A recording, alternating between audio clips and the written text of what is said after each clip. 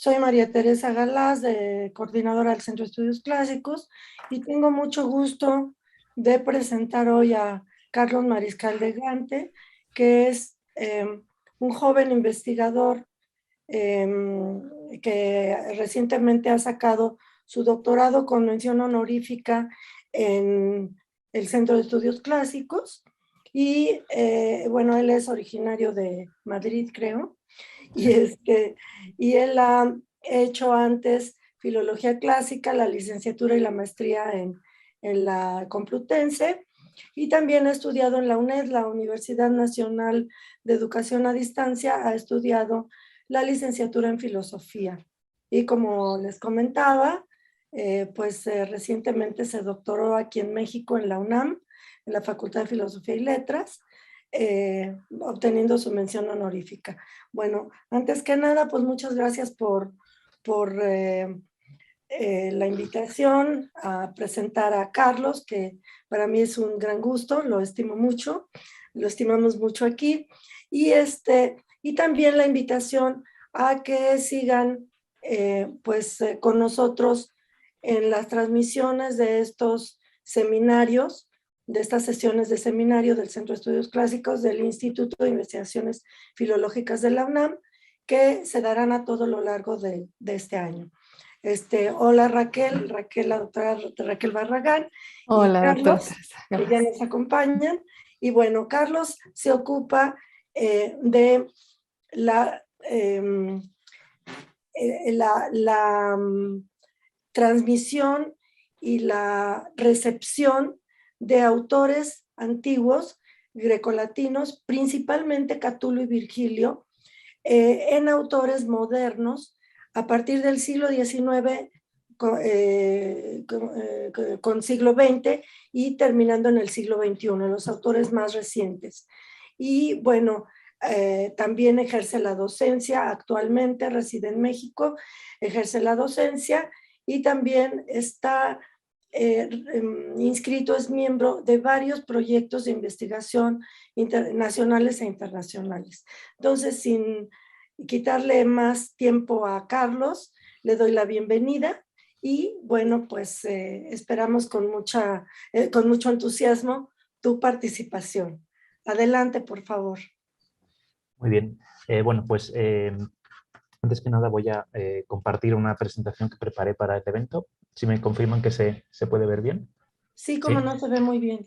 Estupendo, muy bien, pues muchas gracias. Bueno, antes que nada, yo el agradecido soy yo a las doctoras Galaz y Barragán por su invitación y por su presentación también, por haber contado conmigo para impartir este seminario del Centro de Estudios Clásicos. Para mí, pues obviamente es todo un gusto y un honor participar en estos ciclos y en estos eventos. Y además, bueno, pues en el Centro de Estudios Clásicos y en Filológicas, que ha sido mi casa durante varios años mientras hice mi doctorado, luego lo fue virtualmente, pero en fin, en cualquier caso para mí, repito, es un gusto y además pues eso, me siento en casa, o sea que muchas gracias por la presentación y por la invitación.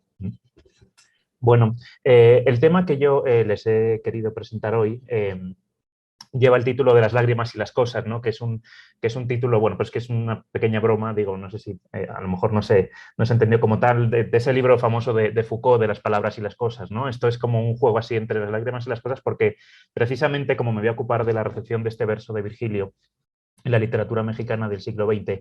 Y debería haber añadido y XXI, lo que pasa que, bueno, en realidad los autores que yo voy a comentar, muchos de ellos son nacidos a inicios del siglo XX o en la segunda mitad del siglo XX y, por tanto, pues de alguna forma son herederos de las estéticas del XX, ¿no? Digamos que para hablar de la literatura del XXI a lo mejor hay que esperar algunas décadas más y hablar de estéticas que nacen en el XXI, ¿no? Por eso también, pues decidí dejarlo en el XXI también para no alargar más el título, que ya de por sí era largo, ¿no? Entonces, bueno, esto es lo que voy a comentar. Básicamente la conferencia va a tratar sobre algunas, como dice el título, algunas relecturas modernas de este pasaje virgiliano. Primero voy a volver al pasaje, obviamente, para recordarlo y para, bueno, desde el latín y desde la propia narración de la Eneida, pues ver qué componentes tiene este pasaje para así también poder ver luego qué aspectos interesan más para los autores modernos, los autores de la literatura mexicana del propio siglo XX. Bueno, antes que nada, digamos también un poco por lo que comentaba la doctora Galaz, para presentar el tema y un poco exponer el porqué de este tema que he elegido para el día de hoy. Bueno, pues esto tiene obviamente que ver con una línea de investigación que llevo ya durante algunos años y que, bueno, pues afortunadamente el año pasado tuvo pues digamos, dos productos, ¿no? Vieron la luz dos productos que para mí pues han sido muy importantes y también pues una satisfacción, que fueron obviamente mi tesis doctoral que hablaba sobre Virgilio en el siglo XX en sentido más amplio, no solo de este verso, sino de los Virgilios que hay en el XX en la literatura mexicana. Y también, y bueno, ahí tuve ocasión de tratar a algunos de los autores que voy a comentar hoy. Otros los he ido conociendo un poco después, también porque están más abocados a la literatura del XXI, porque sencillamente, bueno, pues no los conocía en ese momento. Por tanto, es un tema que, obviamente, aunque se cierran distintas etapas, también, de alguna forma, estas etapas están siempre en movimiento, ¿no? Porque, bueno, la literatura mexicana del XX es muy amplia y siempre aparecen, pues, por ahí nuevos textos y nuevas ideas, ¿no? Y luego, en segundo lugar, el segundo producto que también pues bueno, me hizo especial ilusión y para mí también es un objetivo conseguido y también una forma de cerrar y de preguntarse por las cosas y ya dejarlas por escrito, ¿no? Que siempre ayuda mucho. Pues fue en la publicación del Diccionario Hispánico de la Tradición y la Recepción Clásica, dirigido por el doctor Francisco García Jurado y con un buen número de investigadores de diversas partes del mundo, donde yo me ocupé de la entrada virgilianismo, ¿no? Y del virgilianismo voy a hablar aquí hoy, ¿no? También desde esa diferencia que hay entre lo que es Virgilio, su obra en su contexto histórico, y lo que ha sido después el virgilianismo posterior, ¿no? La diferencia fundamental entre, bueno, pues Virgilio, su obra, su contexto, las biografías de Virgilio y después cómo esos textos, esa biografía y esos contextos se releen en la modernidad, ¿no? Entonces, bueno, pues de alguna forma todo eso tiene una continuidad en la conferencia que les voy a dar hoy, que es algo novedoso. Nunca me había hablado de este tema así enfocado, pero claro, cuando uno va leyendo distintos textos y va encontrando distintas corrientes, se da cuenta de que hay algunos pasajes de la obra virgiliana que han sido muy importantes en una época determinada, ¿no? Este verso, el Sum Lacrimarum, fue un verso muy importante, ha sido un verso de la historia de la literatura muy reconocido de Virgilio, pero especialmente en el siglo XX ha tenido, curiosamente, una fortuna extraña porque ha sido objeto de mucha elaboración desde perspectivas muy modernas, muy diferentes entre ellas además, como creo que podremos ver. Y por eso también el separar las lágrimas y las cosas, porque son dos elementos que en el texto virgiliano están juntos, pero que después la relación que hay entre esas lágrimas y esas cosas van a ser las que den un poco el juego de las distintas relecturas contemporáneas. Bueno, entrando ya directamente en el pasaje, les he puesto ahí el famoso verso virgiliano y algunos de los que van después, ¿no? Recordando un poco en qué contexto Virgilio escribe este verso, ¿no? Recordemos que el libro primero de la Eneida, que es al que pertenece, este es un Lacrimae Rerum et mentem mortalia tangum, es el verso 1462. Es un verso que lo pone Virgilio en boca de Eneas cuando llegan a Cartago, ¿no? Recuerda que el libro bueno, después del premio hay una tormenta, en fin, siempre está ahí Juno haciéndole la vida imposible a Eneas y a sus hombres, y de repente llegan a las costas de Cartago, ¿no? Ahí se les aparece Venus, y les cuenta la historia de Cartago, la historia de Dido, cómo han llegado hasta ahí desde Tiro y desde Sidón. Y bueno, entonces ellos se internan, digamos, escondidos, ¿no? Un aspecto mágico ahí, se internan en Cartago, llegan al templo de Juno en Cartago, que además también es algo bastante, pues es una ironía de Virgilio, ¿no? Porque ellos van al templo de Juno a encontrar la historia de su desgracia en el templo dedicado a la diosa que les echa la vida imposible y durante toda la obra, que les va a hacer la vida imposible y que se la había hecho porque bueno, la Eneida empieza en medias res, ¿no? O sea que les había hecho también, tenía esa envidia contra los troyanos. Bueno, y entonces Eneas, claro, entra con Acates, con su lugarteniente, su número 2, digamos, su mano derecha, entran al templo de Juno y entonces ven unas pinturas en las que está narrada la historia de su desgracia, ¿no? De la caída de Troya, de la muerte de Príamo, por ejemplo, y de otros episodios importantes de la caída de Troya. Entonces, claro, ellos están, después de llegar, después de todas estas vicisitudes, llegan a Cartago y encuentran que su historia ya se había divulgado por toda distintos países, ¿no? Piensen ustedes, en fin, desde Troya hasta Cartago hay una distancia bastante grande, ¿no? Había llegado ahí la noticia y habían pintado como unos frescos en el templo algunas imágenes de pasajes clave de la historia, ¿no? Y entonces Eneas, el gran héroe de la Eneida, ante la contemplación de este episodio, pronuncia este verso, ¿no? sunt lacrimae rerum et mentem mortalia tangum, que es un verso como estos virgilianos que tienen, en fin, se podría abordar desde muchas perspectivas. Ya para empezar la sonoridad, ¿no? La propia literación de las Ns, de las Ns, de las Rs, de las Ts, en fin, si uno la pronuncia sunt lacrimae rerum mentem mortalia tangum, se nota muy bien la cadencia virgiliana, ¿no? Y es un verso más redondo porque la frase comienza y termina dentro del verso. Y bueno, ya ha sido un verso, repito, pues en fin, muy apreciado por los lectores y los críticos de la obra virgiliana, ¿no? Dice uno de los especialistas actuales más importantes en Virgilio, Alessandro Barchiesi, dice en su introducción a la Eneida que este verso es un verso que estaba destinado a la posteridad, ¿no? ¿Por qué? Porque este verso uno lo puede sacar de aquí y lo puede situar en muchos contextos y siempre tiene tiene un significado que se puede ir añadiendo posteriormente, ¿no? Que se puede ir actualizando en función de aquello que uno contemple, ¿no? Es un verso que se puede descontextualizar muy, muy fácilmente. Y de hecho, últimamente también ha habido dentro de la bibliografía, digamos, de los virgilianistas contemporáneos, ha habido algunos trabajos interesantes a este respecto, tratando de entender qué es lo que quiere decir aquí Virgilio, porque, en fin, aquí hay varias posibilidades, ¿no? Sobre todo en la relación entre lágrima y rerum, y esto también es parte de la maestría poética virgiliana. Cuando se habla de lágrima y rerum, claro, uno puede traducir este verso como hay lágrimas de las cosas, lo que las gramáticas, ¿no? Cuando estudiamos latín, llamaban el genitivo objetivo y el genitivo subjetivo. Si son las lágrimas las que, perdón, que me pase. Si son las lágrimas las que de alguna forma muestran una empatía de los cartagineses por los troyanos, ¿no? Y por tanto las lágrimas lo que serían de alguna forma sería pues una especie de metonimia con respecto a la tristeza que sienten o la compasión o la empatía que sienten los cartagineses por los troyanos, o si, dado que están mirando las pinturas, de alguna forma las lágrimas están contenidas en esa pintura, ¿no? Serían las dos grandes posibilidades. Y esto ha dado lugar, obviamente, a dos posibilidades de traducción también con esto, ¿no? Entonces, o luego hay otras variedades, ¿no? Por ejemplo, muchas veces traduce este verso como hay lágrimas por las cosas, ¿no? En el sentido de la empatía por lo que les ha sucedido. Ese rerum, por tanto, haría referencia a todas las desgracias que ellos han tenido. O hay lágrimas por las cosas en un sentido causal, es decir, hay lágrimas a causa de las cosas, de los sucesos que les han sucedido a los troyanos, o bien si uno lo traduce como hay lágrimas en las cosas, en el fondo está haciéndolo como si fuera más bien un genitivo subjetivo, es decir, las lágrimas están contenidas dentro de las pinturas porque esas pinturas reflejan la compasión por sus sucesos, ¿no? Claro, esto que parece, digamos, una cuestión muy, muy específica o muy técnica, va a condicionar mucho cuál es la relectura que se haga posteriormente del verso, ¿no? ¿Por qué? Porque no es lo mismo que Eneas, al contemplar las pinturas, vea que allí hay gente que está compadecida por sus desgracias, a algo que es casi vanguardista, ¿no? Que es que de alguna forma son las cosas las que lloran, obviamente metafóricamente. Es decir, hay tanta empatía contenida en esas pinturas que eso refleja un sentimiento, ¿no? Y las lágrimas, es decir, el sufrimiento por la historia de los troyanos, estaría ya de alguna forma contenida en las pinturas.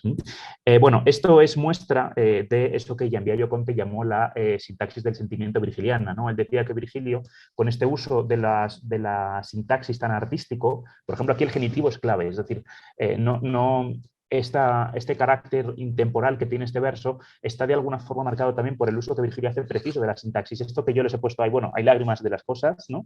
Es decir, las cosas poseen las lágrimas, hay lágrimas por las cosas, es decir, la gente de Cartago está de alguna forma empatizando con la fortuna de los troyanos, o, en fin, o si otras variantes como hay lágrimas en o por, que en el fondo son dos variedades de esos dos grandes grupos, ¿no? De genitivo subjetivo o de genitivo objetivo, ¿no? Si las cosas tienen las lágrimas o si hay lágrimas, hay conmiseración por las desgracias de los hombres. Entonces digo que Conte, y envió Conte en ese libro de la épica del sentimiento, dice que Virgilio, con este uso artístico de la sintaxis, lo que crea es un mundo nuevo, ¿no? Es una realidad diferente que está de alguna forma opuesta a la de la razón, ¿no?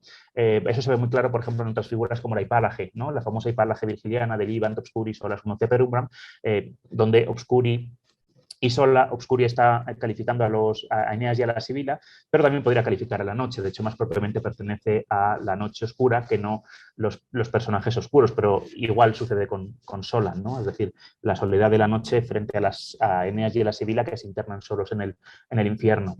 U otro tipo de figuras, ¿no? Yo, por ejemplo, cuando se celebraron aquí el año pasado las jornadas filológicas, tuve ocasión de hablar, por ejemplo, de las diferentes traducciones que hay del inicio de la égloga segunda de Virgilio, ¿no? Por la propia disposición del verso, por el propio uso del verbo ardeo, en fin, muchísimos elementos artísticos de Virgilio que, claro, dan lugar a una complejidad que los traductores y los lectores posteriores tienen que ver de alguna forma cómo solucionan o cómo tratan de trasladarlo, ¿no? Y esto, lo que hace Virgilio con ello, por tanto, con la hipálage, con el inicio de la égloga segunda, con otros tantos pasajes, ¿no? Luego este que tenemos aquí, es, repito, crear una realidad alternativa a la realidad racional, ¿no? En el fondo, el problema lo tenemos nosotros de alguna forma, ¿no? Si elegimos por, de o en, eso es un problema nuestro a la hora de traducirlo o a la hora de comprender lo que ahí se dice. Virgilio está creando un universo propio que es un universo estético, obviamente, y repito que es una realidad opuesta o alternativa a la propia realidad racional. También dentro de la literatura que hay acerca de Virgilio y acerca de este verso, es muy interesante un trabajo que publicó David Barton en 2008, que se llama Una exploración en el significado, ¿no? An Exploration in Meaning, donde él dice, bueno, este verso no es ambiguo, curiosamente, ¿no? Este verso lo que tiene es que está de alguna forma esperando ser rellenado, está de alguna forma esperando ser concretado, ¿no? No es que sea ambiguo, sino que requiere del contexto que le dé sentido, ¿no? Ese contexto que le da sentido, por tanto, lo que nos habla es de una indeterminación, ¿no? Le falta, de alguna forma, aquello por lo que se sufre, aquello que se ve, ¿no? Esas lágrimas, ¿por qué son? De ahí rerum, ¿no? Los traductores, por ejemplo, de este verso muchas veces dejan rerum como cosas, pero a veces hablan de sufrimientos, de desgracias. Por ejemplo, una de las traducciones más celebradas de este verso, de la Eneida al español, pero de este verso en concreto, que es la de Aurelio Espinosa Poli, él traduce este verso algo así como hay lágrimas por nuestras desgracias, ¿no? Claro, nuestras no está ahí, y desgracias en sentido, si nos pusiéramos con esa visión de la traducción, que a mí no me gusta, pero que hay quien lo ve así y decir, ay, pero es que aquí nuestra es nuestra, no dice nostrarum rerum, dice rerum, ¿no? Y rerum es cosa, pero no es desgracia ya, oiga, pero es que, en fin, en el contexto, obviamente, Virgilio, en fin, hubiera estado de acuerdo con que fuera nostrarum rerum, ¿no? Es decir, hay tal empatía que muchas veces los traductores tienen que ver de qué forma se puede recoger esta contundencia que tiene este verso, ¿no? esta belleza literaria que tiene en otras fórmulas en nuestra lengua, ¿no? Entonces, bueno, quedémonos con sobre todo estas dos grandes ideas de la idea del genitivo objetivo y la idea del subjetivo, ¿no? Si hay lágrimas por las cosas en el sentido de la empatía de los cartagineses por los troyanos, o si de alguna forma las lágrimas están contenidas en las cosas. Serán las dos grandes posibilidades de interpretación de este verso, que repito que este Barton, que hace un estudio a partir de la semántica y de la pragmática, dice que es un verso que es deliberadamente indeterminado y que no se puede elegir ninguna de las dos porque de alguna forma las dos están ahí contenidas, ¿no? Virgilio de alguna forma sintetiza las dos en ese verso que es perfecto y que es inmortal, ¿no? Como tantos de los suyos. Bueno, una vez expuesta, digamos, la complejidad de este verso, desde el punto de vista que a mí me interesa, que es el del significado y de qué está diciendo ahí Virgilio, para ver luego cómo los autores del 20 y del 21 lo han recuperado.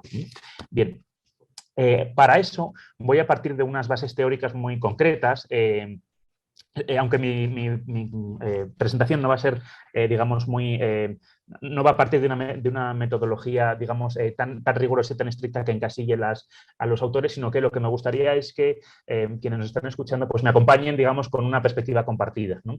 Para eso he escogido a dos de los autores que más me gusta para hablar de este tipo de relaciones y de este tipo de paradojas que se dan también entre la literatura antigua y moderna, que son Jorge Luis Borges y George Steiner, el gran poeta argentino y el gran profesor de literatura comparada, ensayista, tantas cosas que fue Steiner, ¿no? Para eso, bueno, pues voy a partir del libro de Steiner, Presencias Reales, donde Steiner reflexiona sobre esta paradoja, ¿no? Y bueno, Steiner ahí presenta algunas tesis que han sido muy discutidas, ¿no? Como decir que en un mundo sin Dios, como es el mundo contemporáneo, pues en el fondo los restos de la divinidad están en la literatura y, en fin, ese tipo de ese tipo de visiones, que siendo él un autor laico, sin embargo, tiene una concepción casi sacral de la propia literatura, ¿no? Estas son las tesis que han sido un poco más polémicas en su perspectiva, pero al mismo, digamos, dentro de esa gran tesis que sería esta relación entre la sacralidad, por eso habla de presencias reales, porque de alguna forma él descubre una cierta idea de sacralidad y de divinidad en la propia literatura, tiene algunas otras ideas que, siendo secundarias, me parece que son interesantes para comprender lo que vamos a comentar aquí, o en general las relaciones entre las distintas épocas de la historia de la literatura, ¿no? Él tiene ahí una expresión que a mí me parece muy pertinente para este estudio, que es la idea de los ecos inventados, ¿no? Él dice que hay pasajes, que hay obras de la literatura universal que de alguna forma se transforman porque los autores modernos creen escuchar algo, ¿no?, que les suena contemporáneo, que en principio el autor antiguo no quiso decir tal cual, pero que justamente uno le inventa un eco a ese pasaje, ¿no?, o a esa obra o a esa estructura narrativa, etc. Él dice que, por tanto, la literatura lo que hace con el pasado es, de alguna forma, revitalizarlo, ¿no? Aquí habla en algún momento de esto, de este carácter, dice, la vitalizante valoración del carácter presente de lo pasado, ¿no? Es decir, al traer al presente a Virgilio, en este caso, lo que se está haciendo es darle una nueva vida de alguna forma, ¿no? Y esa es la paradoja también de esta cuestión de la sacralidad, de la pervivencia, ¿no?, de la inmortalidad de los autores. Y él termina este pasaje de los ecos inventados. Él habla, por supuesto, de lo que él llama refracciones de Virgilio y de Dante, ¿no? Que además es muy interesante la imagen también, es como la figura de la refracción en el sentido de estas distintas vidas a las que apuntan ya desde el propio texto inicial. Y luego lo que me interesa también es cuando él termina este pasaje, dice... esta vitalizante valoración del carácter presente de lo pasado, junto con la previsión crítica de sus apelaciones a la futuridad, dice, ahora, dice Borges, Ulises es anterior y prefigura la Odisea. Este es un juego literario borgiano del que Steiner se apropia porque, en fin, esto es parte de la propia estética y de la propia teoría crítica de Borges, ¿no? Él dice que cada autor, en Kafka y sus precursores, por ejemplo, que cada autor inventa a sus precursores, ¿no? No es que estén ahí, dice Borges, por ejemplo, que bueno, que después de Kafka hay muchos autores previos a Kafka que dicen, pero es que ya está prefigurando a Kafka. Sí, lo está prefigurando porque ha habido un Kafka y tú lees lo anterior como si de alguna forma estuviera encaminado a llegar a ese fin, pero digamos no, es decir, las cronologías desaparecen, ¿no? Este es el punto al que yo quería llegar. Las cronologías desaparecen, entonces el Ulises, que naturalmente se refiere al Ulises de Joyce, para Borges habría que leerlo como si fuese anterior a la Odisea, ¿no?, que es una broma literaria en el sentido de decir, bueno, después de leer a Joyce, cuando vuelves a la Odisea estás leyendo un libro distinto, ¿no? Esta es la idea. Y eso nos lleva a la paradoja del famoso cuento de Borges, del Pierre Menard, autor del Quijote, contenido en el libro Ficciones, donde Borges se inventa la idea de este escritor francés, Pierre Menard, y él dice, ¿no?, que es un cuento fundamental, ¿no?, vamos, para este tipo de perspectivas, y en general para la historia de la literatura, porque él dice, bueno, Pierre Menard se propuso no escribir o reescribir el Quijote, dice, eso era muy fácil, sino escribir el Quijote y ser Cervantes, ¿no? Es decir, aprender español de la época de Cervantes, del 17, y escribir línea por línea el Quijote, y luego dice, bueno, quitarle el prólogo autobiográfico y algunos pasajes que no le interesaban, etcétera, ¿no? Y termina ese cuento con estas dos ideas, ¿no? Dice, la técnica del anacronismo deliberado y de las atribuciones erróneas. ¿Sí? Esta técnica de aplicación infinita nos insta a recorrer la Odisea como si fuera posterior a la Eneida. Fíjense ustedes que entre Steiner y Borges, si ustedes se fijan, lo de Borges a mí me parece todavía más provocador, en el sentido siguiente, a nadie se le va a escapar que entre Joyce y Homero hay un abismo, ¿no? Más allá de la ruptura de la cronología, sino que, en fin, que la relación entre una estética como la del modernismo anglosajón de Joyce y la de la poesía épica de Homero, digamos, hay tantísima distancia que obviamente hay muchos procesos de reelaboración, etcétera, etcétera, que son inevitables, digamos, por la distancia, por los distintos gustos, por las distintas corrientes nuevas que se dan en la modernidad, ¿no? Pero claro, lo que dice Borges a mí me parece todavía más provocador por lo siguiente, porque dice, no, es que esto se da ya en la antigüedad. Es que esto no es una cuestión entre la literatura contemporánea y la literatura antigua, es una cuestión de la literatura en términos generales. Pasa siempre, ¿no? Igual de virgiliano o no virgiliano es Dante con respecto a Virgilio que Joyce, no porque haya más siglos de distancia, digamos, este carácter se da por una acumulación de siglos, ¿no? Estas diferencias, estas relaciones no se dan por una acumulación de siglos, se dan porque es la propia dinámica de la literatura. Por tanto, por supuesto, este hecho también sucede en la antigüedad, ¿no? Si uno lee la Eneida, no va a leer igual la Odisea y la Ilíada, ¿no? Por tanto, esos juegos que se dan entre la literatura contemporánea y la literatura antigua, en el fondo son juegos de la literatura, de la propia dinámica literaria y de la propia relación de la tradición, ¿no?, de los autores posteriores con la tradición previa, ¿no? De alguna forma Virgilio estaría también, ¿no? Borges decía Kafka y sus precursores, puede ser Virgilio y sus precursores, y entre ellos, por supuesto, estaría Homero, ¿no? Entonces hay que leer la Ilíada y la Odisea según este juego como si fueran posteriores a la Eneida, ¿no? Entonces, dentro de estos juegos, los ecos inventados de Steiner, el carácter revitalizante de la literatura con respecto a sus precursores. Otra idea de Steiner que es muy interesante también es que él dice, ¿no?, vuelvo un momentito a la cita anterior, él dice que en ese otro de los puntos por los que fue muy polémico de Presencias Reales fue porque Steiner decía ahí que la mejor forma de entender un texto literario no es la literatura secundaria, ¿no?, la literatura de los académicos, de los, en fin, de los estudios, de los papers, de los libros, de los académicos, sino que la visión privilegiada de una obra es la de las obras posteriores que se han escrito sobre ella, ¿no? De esta forma, la mejor forma de entender a Virgilio sería leer a los escritores virgilianos, ¿no?, entre ellos Dante, por supuesto, ¿no?, como gran punto clave, lo tienen ustedes ahí, ¿no? Entonces, para Steiner, de alguna forma, obviamente no es que diga que hay que prender el fuego a todas las universidades del mundo ni nada de esto, sino decir, bueno, está muy bien, digamos, la obra crítica, ¿no?, o la obra teórica, pero es interesante también atender a qué han dicho otros autores posteriores, ¿no?, cómo otros autores se han apropiado de estos, porque te lleva a leerlos de una forma distinta. Te van a crear un universo diferente, ¿no? Uno no lee igual la bajada de Eneas y la Sibila al infierno antes y después de leer la Divina Comedia, ¿no? De alguna forma nuestra mente está de alguna forma ya ha visto otras cosas, se ha preguntado por otros aspectos de la obra más antigua que podían haber quedado olvidados o haber quedado en un lugar secundario, ¿no? Entonces, bueno, estas obras creo que son muy provocadoras, tanto Steiner como Borges, y creo que nos dan el prisma a través del cual vamos a entender bien y vamos a digamos, creo que a disfrutar incluso más las lecturas de las que vamos a hablar aquí a continuación. Bueno. Y como segundo previo, como digamos, segundo proemio, luego ya entraremos en los autores mexicanos, pero Mark Strand me parece un ejemplo muy interesante de todo esto que vengo diciendo. Creo que sintetiza muy bien esta relación entre la literatura contemporánea y la poesía antigua y sobre todo las traducciones de la poesía antigua. En el caso de Mark Strand es un caso muy curioso. Él, digamos, a principios de los años 80 consideró que toda su obra, que ya había publicado varios poemarios, no tenía ningún valor, no tenía ningún interés, no se encontraba a sí mismo en sus propios poemas y durante varios años no escribió ni una línea, ni un verso, pensó que toda su obra, digamos, era inútil o no había conseguido él llegar a lo que él buscaba. Y él mismo ha contado en varias entrevistas que después de varios años sin escribir, de repente, en 1983, él leyó la traducción de Robert Fitzgerald de la Eneida, la traducción al inglés, y dice que se encontró con este pasaje, ¿no?, que es la traducción justamente del Sum Lacrimae Rerum, ¿no? They weep here for how the world goes, ¿no? Ellos lloran aquí por cómo el mundo avanza, cómo el mundo va, cómo el mundo se mueve, ¿no? Que es una traducción muy artística del Sum Lacrimae Rerum, pero que nuevamente, por supuesto que es una buena traducción, es una traducción muy bonita además, ¿no? Lloran por cómo avanza el mundo, por cómo las cosas que pasan, ¿no? Por esta ya dinámica, ¿no? Las Rerum están en movimiento, digamos, en Fitzgerald. Entonces, él dice que leyó eso, que se quedó fascinado y que entonces empezó otra vez a escribir poesía. Y el primer poema de su obra, ya en los años 90, fíjense ustedes, son casi 10 años sin escribir de Strand, su primera obra posterior comienza con un poema llamado así, Centón Virgiliano, ¿no?, Cento Virgilianus, donde él recupera la tradición de la antigüedad tardía y la Edad Media del centón, ¿no?, de estos pastiches que se hacen con versos de Virgilio, donde se crea un poema nuevo a partir de una reelaboración de versos antiguos o de trocearlos, en fin, de varias maneras, ¿no?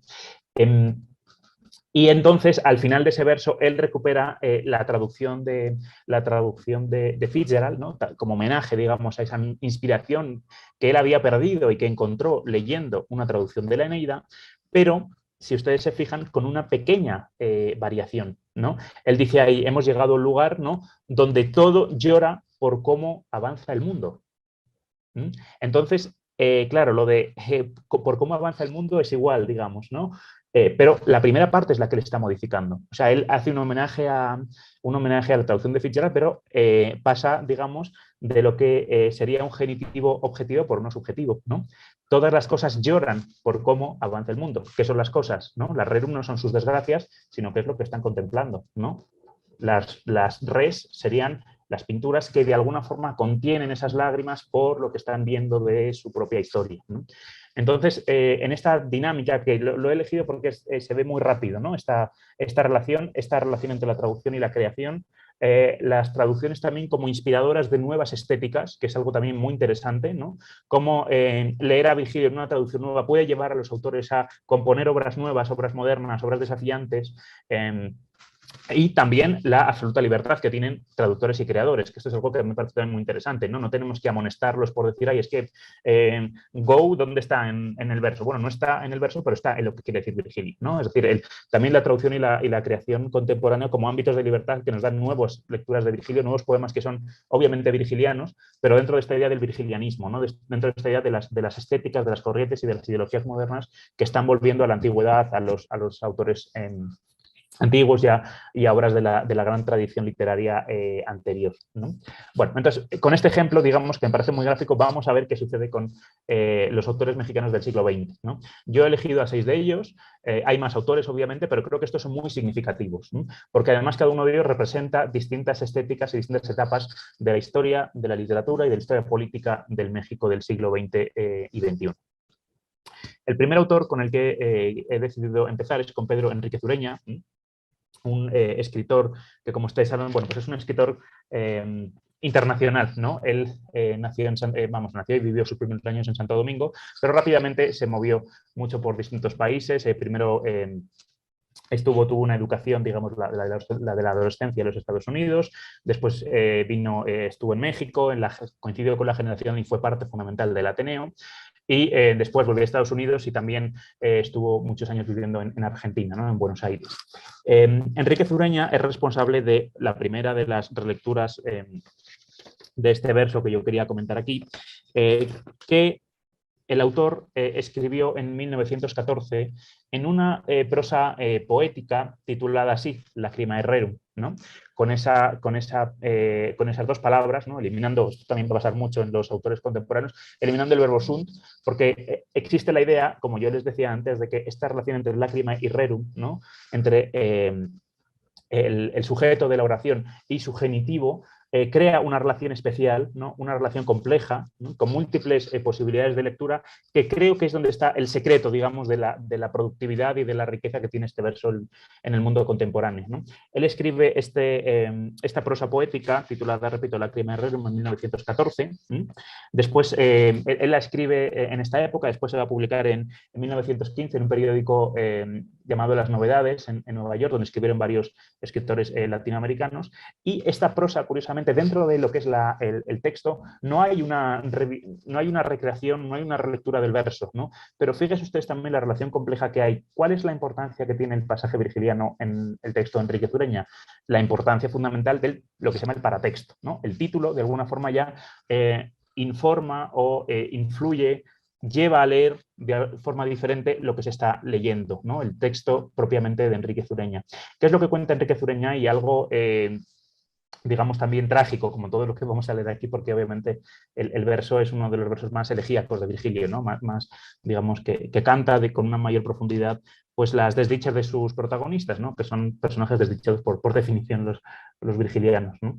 De lo que él habla aquí es de la destrucción de la casa y de la biblioteca de quien fuera amigo de Enríquez Ureña, Pablo Martínez del Río y Vinent, y de la biblioteca en la que este amigo suyo, Martínez del Río, lo recibía a él. Martínez del Río estudiaba en Oxford, y entonces cuando volvía a México recibía a Enríquez Ureña y tenían pues, conversaciones de literatura, habla de Bernard Shaw, habla de las distintas modas de la época, modas literarias de este tiempo, y si usted se fija en la descripción que él hace de esa biblioteca, ¿no? Con la biblioteca y el jardín, es una evocación que yo creo que es muy modernista en su estilo, ¿no? Los sitiales clásicos, ¿no? Habla, dice, la amplitud de los recintos donde vigilante armonía depuró todas las perspectivas que moralmente descansaban en tradiciones discretas, las que intelectualmente, las más agitadas, hasta para el arranque del vuelo se apoyaban en la roca de mármol, en el cimiento griego de toda alta vida espiritual, ¿no? El jardín y la biblioteca de Martínez del Río tienen ese aire griego con esa recreación en los mármoles, etcétera, que a mí me recuerda también mucho a la estética modernista, y también digamos, que el texto está escrito en esta gran corriente modernista hispanoamericana. Y el texto termina con esta reflexión en la que, repito, no hay propiamente una recreación del verso virgiliano, pero, en fin, a mí me ha parecido curioso cómo termina, ¿no? Dice, no sé si la incomprensible justicia de los dioses haya compensaciones reales cuando la destrucción material es también destrucción de la vida espiritual, ¿no? Es decir, digamos, haciendo un ejercicio obviamente interpretativo, ¿no? Igual que Eneas contempla la destrucción de su ciudad en los frescos de Cartago, y pronuncia ese sum lacrimae rerum, en el fondo las lacrimae rerum de Enrique Zureña tienen que ver con la destrucción de otro lugar, que es la biblioteca de su amigo, ¿no? El lugar donde, bajo la invocación de, ¿no? de Grecia y del mundo griego, tenían esas conversaciones, esas lecturas y esa amistad que se veía truncada por la Revolución Mexicana, ¿no? Que es de lo que está aquí hablando. Y cuando habla de esta idea de que no sabe si los dioses de alguna forma van a poder compensar esto, a mí me recuerda también a precisamente un verso de la Eneida, ¿no? Cuando él en el verso 1.11 dice tanta ene animis calestibus ira, y dice Virgilio, ¿no? ¿Acaso es posible que quepa tanto enojo en las almas de los dioses? Entonces, bueno, no digo que esté aquí recreando ese verso ni nada por el estilo, pero desde luego en ese juego que establece la propia literatura y en esa relación con el pasado creo que es válido, es decir, en el sentido de que, en fin, el título de alguna forma nos lleva a leer a través de la lente de Virgilio esto, ¿no? La destrucción de la vida material que conlleva a su vez la destrucción de una vida espiritual. La vida espiritual, digamos que estaba de alguna forma consagrada a esa biblioteca, a esas conversaciones, a esos libros y a esas lecturas. Bueno, entonces, este texto de Enrique Zureña sienta un precedente, yo creo, en la práctica y en la teoría de esta generación del Ateneo. ¿Por qué? Porque Enrique Zureña, unos años después, en 1928, dentro de sus 6 ensayos en busca de nuestra expresión, él reflexionó precisamente sobre esta relación de las nuevas corrientes literarias, entre las que él obviamente se contaba, con la tradición literaria en términos generales, aunque habla también o sobre todo de Grecia y de Roma, ¿no? Ya saben ustedes que este es uno de las polémicas fundamentales. Alfonso Reyes va a ser digamos, el gran intelectual que va a intervenir en estas discusiones, junto también luego con Borges y con otros autores. Pero bueno, aquí ya en el 28, Enrique Zureña está reflexionando sobre esta idea que en el fondo es la idea entre el cosmopolitismo y el nacionalismo, ¿no? De qué forma, en fin, uno puede encontrar su propia voz y la expresión de una forma, digamos, nacional, alternativa y original de escribir o digamos, de crear obras artísticas, pero obviamente aquí estamos hablando de literatura, por tanto de crear nuevas obras literarias, ¿no? Él dice, bueno, es que hasta la leyenda nacional nuestra, ¿no? Se retocaba en la epopeya aristocrática para enlazarla con Ilión, ¿no? Esto es algo que viene ya de antiguo, ¿no? Dice, el alma romana, ¿no? Y entonces se pone, digamos, vuelve a Roma para recoger ideas para su propia época, ¿no? Dice, el alma romana halló expresión en la literatura, pero bajo preceptos extraños, bajo la imitación, erigida en método de aprendizaje, ¿no? Es decir, la imitación para Enrique Zureña, como va a decir después en este otro verso, la imitación, digamos, puede entenderse en 2 sentidos, ¿no? La imitación como, en el fondo, una apropiación, digamos, aséptica y acrítica de aquello de lo que uno se está apropiando, y la apropiación más fecunda, ¿no?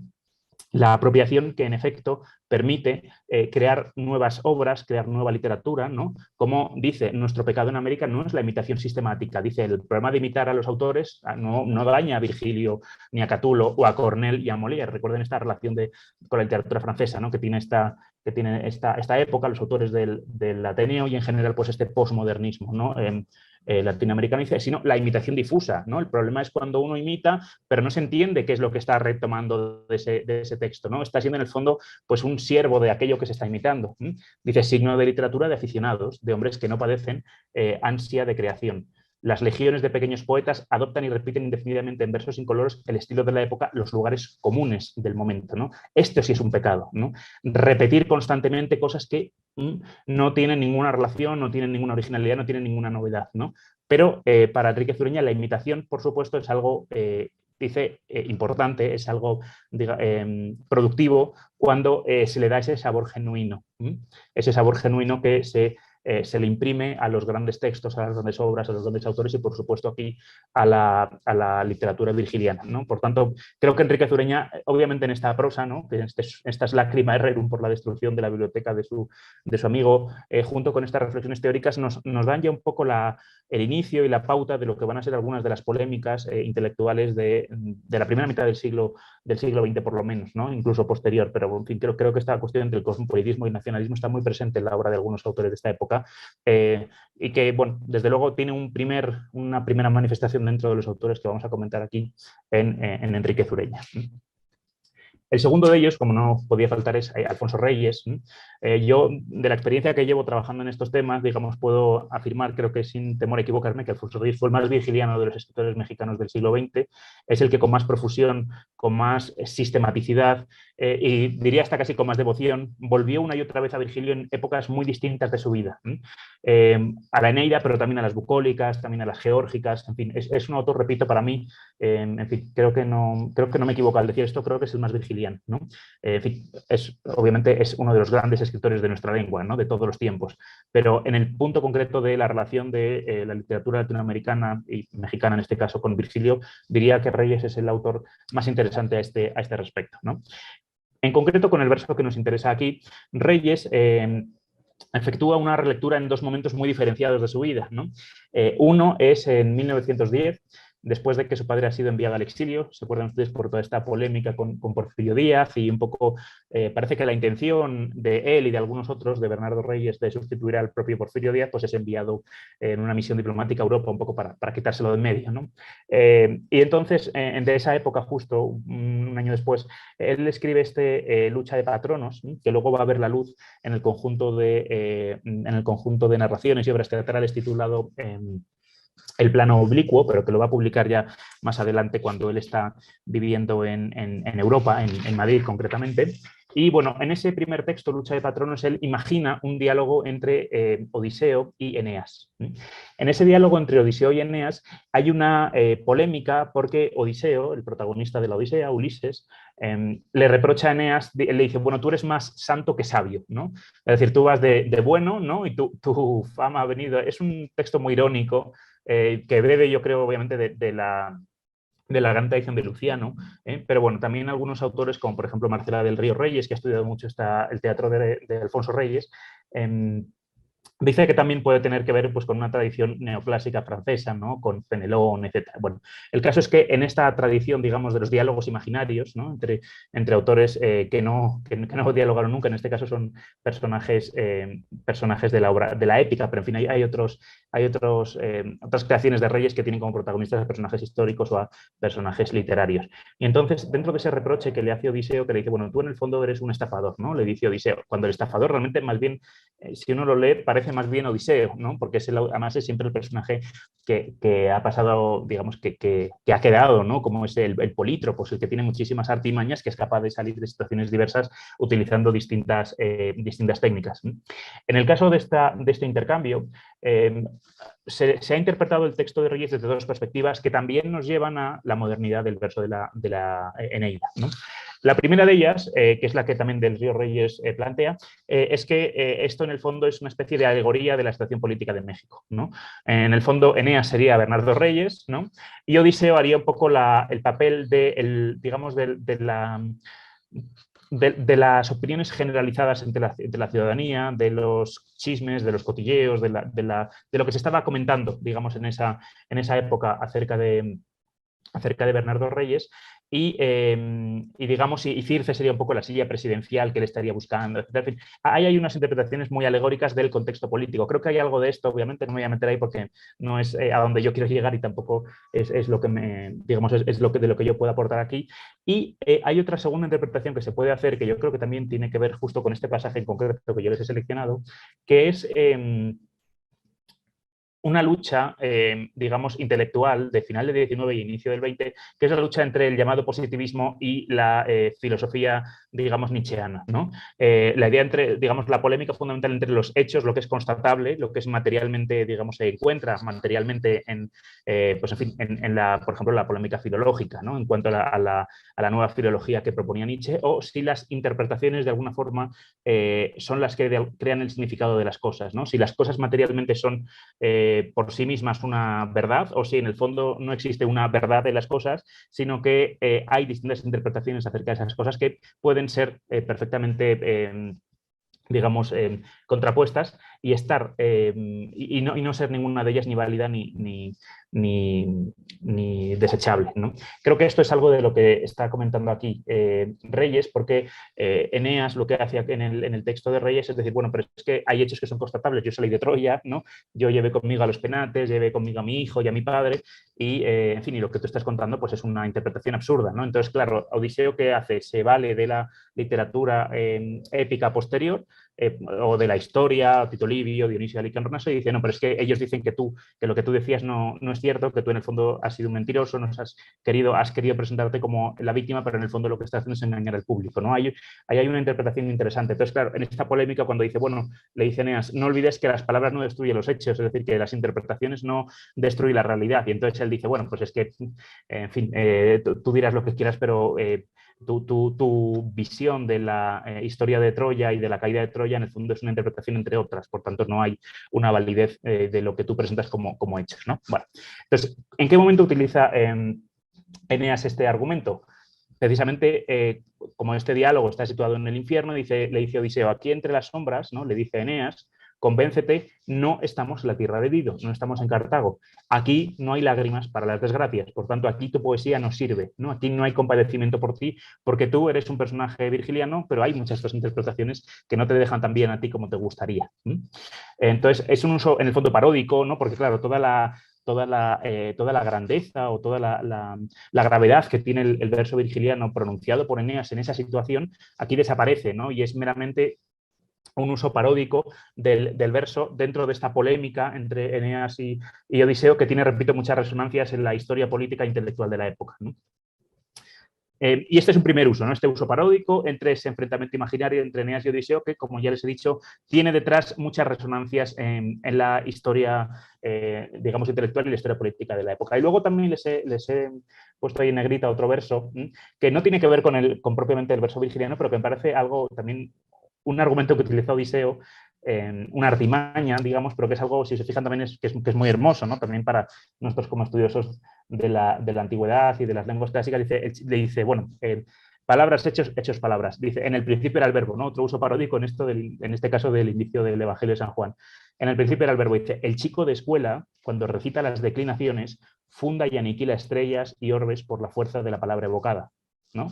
Fíjense qué bonito, ¿no? El estudiante, cuando está recitando las declinaciones, de alguna forma evoca Roma, ¿no? Evoca el pasado, crea un universo que cuando deja de pronunciar las declinaciones ya desaparece y ya no existe, ¿no? De alguna forma es esta idea de que en el fondo los mundos se construyen a través de los discursos y no a través de los objetos o de lo que Eneas considera hechos, ¿no? Repito que aquí hay un elemento nietzscheano, creo, muy claro detrás. Bien, y al final ya de este texto de lucha de patronos, cuando ya Eneas se siente derrotado y dice, bueno, aquí yo ya no puedo hacer nada, este señor, pues frente a este discurso que yo no puedo combatir de otra forma que no sea con otro discurso, pues este señor gana, ¿no? Porque él es el polítropos, ¿no? Yo soy el pius Eneas, yo soy el Eneas cuya característica fundamental es la pietas, pero claro, si yo tengo que discutir en ser mañoso con el que es el personaje mañoso por antonomasia, pues gana él, ¿no? Por supuesto. Entonces, bueno, aquí ya veo que aquí, cuando se siente derrotado Eneas, ya veo que aquí solo hay burlas para las desgracias, solo burlas para los misterios, ¿no? Una nueva relectura de este verso, ¿no? Donde las lágrimas se transforman en burlas, ¿no? El patetismo del verso virgiliano se transforma en la burla de este personaje que lo increpa y lo cuestiona, y dice, bueno, aquí lo único que hay son burlas para las desgracias mías, ¿no? Como héroe troyano que sale de su ciudad y después de muchos avatares funda una nueva ciudad, solo burlas para los misterios, ¿no? Lo que en el fondo para mí es un misterio, también en una perspectiva un tanto que recuerda un poco al cristianismo, ¿no? En este día también de los misterios religiosos, en el sentido de, bueno, del misterio de por qué los hados lo han elegido a él, ¿no? Ese carácter que tiene sagrado Eneas para el pueblo romano, pues aquí es totalmente destruido por la retórica de Odiseo. Y en otro texto de Alfonso Reyes, uno de sus textos más relevantes, desde luego en cuanto a su visión de la antigüedad, el discurso por Virgilio, de 1931, que él escribe cuando está en misión diplomática en Río de Janeiro, ya después de haber pasado la muerte de su padre, después de haberse ido a Europa, ¿no? Primero a París, y después, cuando otra vez la guerra alcanza a Francia, se va a Madrid y luego vuelve a América. Él, como ustedes saben, en ese discurso por Virgilio lo que hace es defender la importancia de la literatura romana y de la cultura clásica para México, digamos, como una parte fundamental del conjunto de naciones que podemos llamar occidentales, ¿no? Aunque sea entre comillas, en el sentido de, bueno, tenemos que volver a la tradición para hacerla nuestra, y en ese hacerla nuestra, dice, lo que haremos será teñir, ¿no? con un color propio esas grandes corrientes de las que formamos parte, ¿no? Nuestra grandeza y nuestra originalidad va a estar en hacerlo nuestro a los autores antiguos, y en ese hacerle nuestro vamos a ser originales, ¿no? En esa polémica también que viene desde Enrique Zureña. Y en ese punto en el que, en ese largo discurso de Reyes, recupera otra vez este verso, ¿no? Dice que Virgilio dice es alimento de hombres y hierro para varoniles templanzas, donde también hay ocasión a las caricias del sentimiento y también hay lágrimas para los dolores. Lágrimas para los dolores. Tanto su visión esto de hay lágrimas para los dolores como el que él había utilizado al principio, esta de las lágrimas para las desgracias, es una fórmula que yo creo que está relacionada con la traducción que hizo Eugenio de Ochoa al final del siglo XIX, 1869, de este pasaje. La traducción de Ochoa fue muy popular, se convirtió en una traducción de referencia en muchos países, se publicó en España, pero después rápidamente se tradujo y se editó también en América, y bueno, en el caso de Reyes, en sus primeras menciones de este verso y en este que está un poco elaborado, pero que en el fondo sigue la misma estructura del hay lágrimas o hay llantos, o en fin, como queramos traducir lágrima, y luego el para, ¿no? Para las cosas, o por las cosas, o para los dolores. En este caso, pues más creativa esta que la primera, que está literalmente recuperando la traducción de Ochoa, ¿no? En esa relación que hay también entre la traducción y la creación, ¿no? Y entonces, claro, después de ese verso, ¿no? Decir, bueno, en Virgilio hay el canto de la guerra y hay el canto de la pérdida también, ¿no? Que recuerda un poco, y esto también pasa, como lo que decía Borges del Pierre Menard, ¿no? Como ustedes saben, una de las corrientes que es más exitosa actualmente, o que ha tenido más difusión desde los Estados Unidos, pero también en las academias de otros países, es esta idea de las dos voces, ¿no? Que hay en Virgilio, que en Virgilio hay una voz, digamos, que canta la victoria de Augusto, y habría otra voz que, cantando el lamento de los derrotados y de las víctimas de la guerra, de alguna forma habría como una especie de voz subversiva, ¿no? Reyes no habla de subversión, pero sí es perfectamente consciente de que hay una voz que es la del triunfo, la de la guerra, la del combate, y también, ¿no? Hay otra voz que se preocupa por las caricias del sentimiento, dice, ¿no? Y las lágrimas para los dolores, ¿no? Entonces, estas lágrimas para los dolores, de alguna forma lo que hace es representar la otra cara de la Eneida, digamos, ¿no? El otro elemento importante de la Eneida, que es el de la compasión por los vencidos, por los que sufren, por los que pierden a sus familias, en el caso de Eneas, pues en fin, desde su patria, a su mujer, después su padre, ¿no? En fin, no hace otra cosa que perder Eneas en la propia Eneida. Y después de este verso, ¿qué es lo que hace Reyes? Pues traer a la historia presente de México el contenido de la Eneida. Nos dice: las aventuras del héroe que va de tumbo en tumbo, salvando los penates sagrados, sé de muchos en nuestra tierra que han creído ver la imagen de su propia aventura. Y dudo si nos atreveríamos a llamar buen mexicano al que fuera capaz de leer la Eneida sin conmoverse, ¿no? En el sentido de decir, bueno, acabamos de salir de un hecho tan traumático como fue la propia revolución, y claro, cuando uno lee eso desde su propia experiencia histórica, no puede evitar sentir o recordar aquellas cosas que él ha vivido, ¿no? De la guerra. También Reyes perdió a su padre, perdió a su patria porque estuvo que exiliar, ¿no? Reyes, en muchos textos, se muestra a sí mismo como una especie de nuevo Eneas, ¿no? También en ese sentido, de volver, de salir de tu patria, pero luego fundar una nueva dentro de la misma, que es México, pero que él, con el discurso por Virgilio y con los textos de la época, como Atenea Política, A Vuelta de Correo, etcétera, está tratando de fundamentar, ¿no? en estas obras suyas. Bueno, esto por lo que tiene que ver con Reyes, ¿no? De la parodia, digamos, a el ensayo estético y político, que sería un poco lo que es el discurso por Virgilio. Bueno, el tercer autor es Juan Bañuelos, un autor natural de Chiapas, quien en su obra también recupera curiosamente este verso, ¿no? A partir de Bañuelos estamos yéndonos ya más bien a la segunda mitad del 20, ¿no? Digamos, Reyes y Enrique Zureña, para mí creo que representan, en cuanto a este verso, la primera mitad del 20, en el sentido de las polémicas y los intereses estéticos y políticos que se ven en sus textos, ¿no?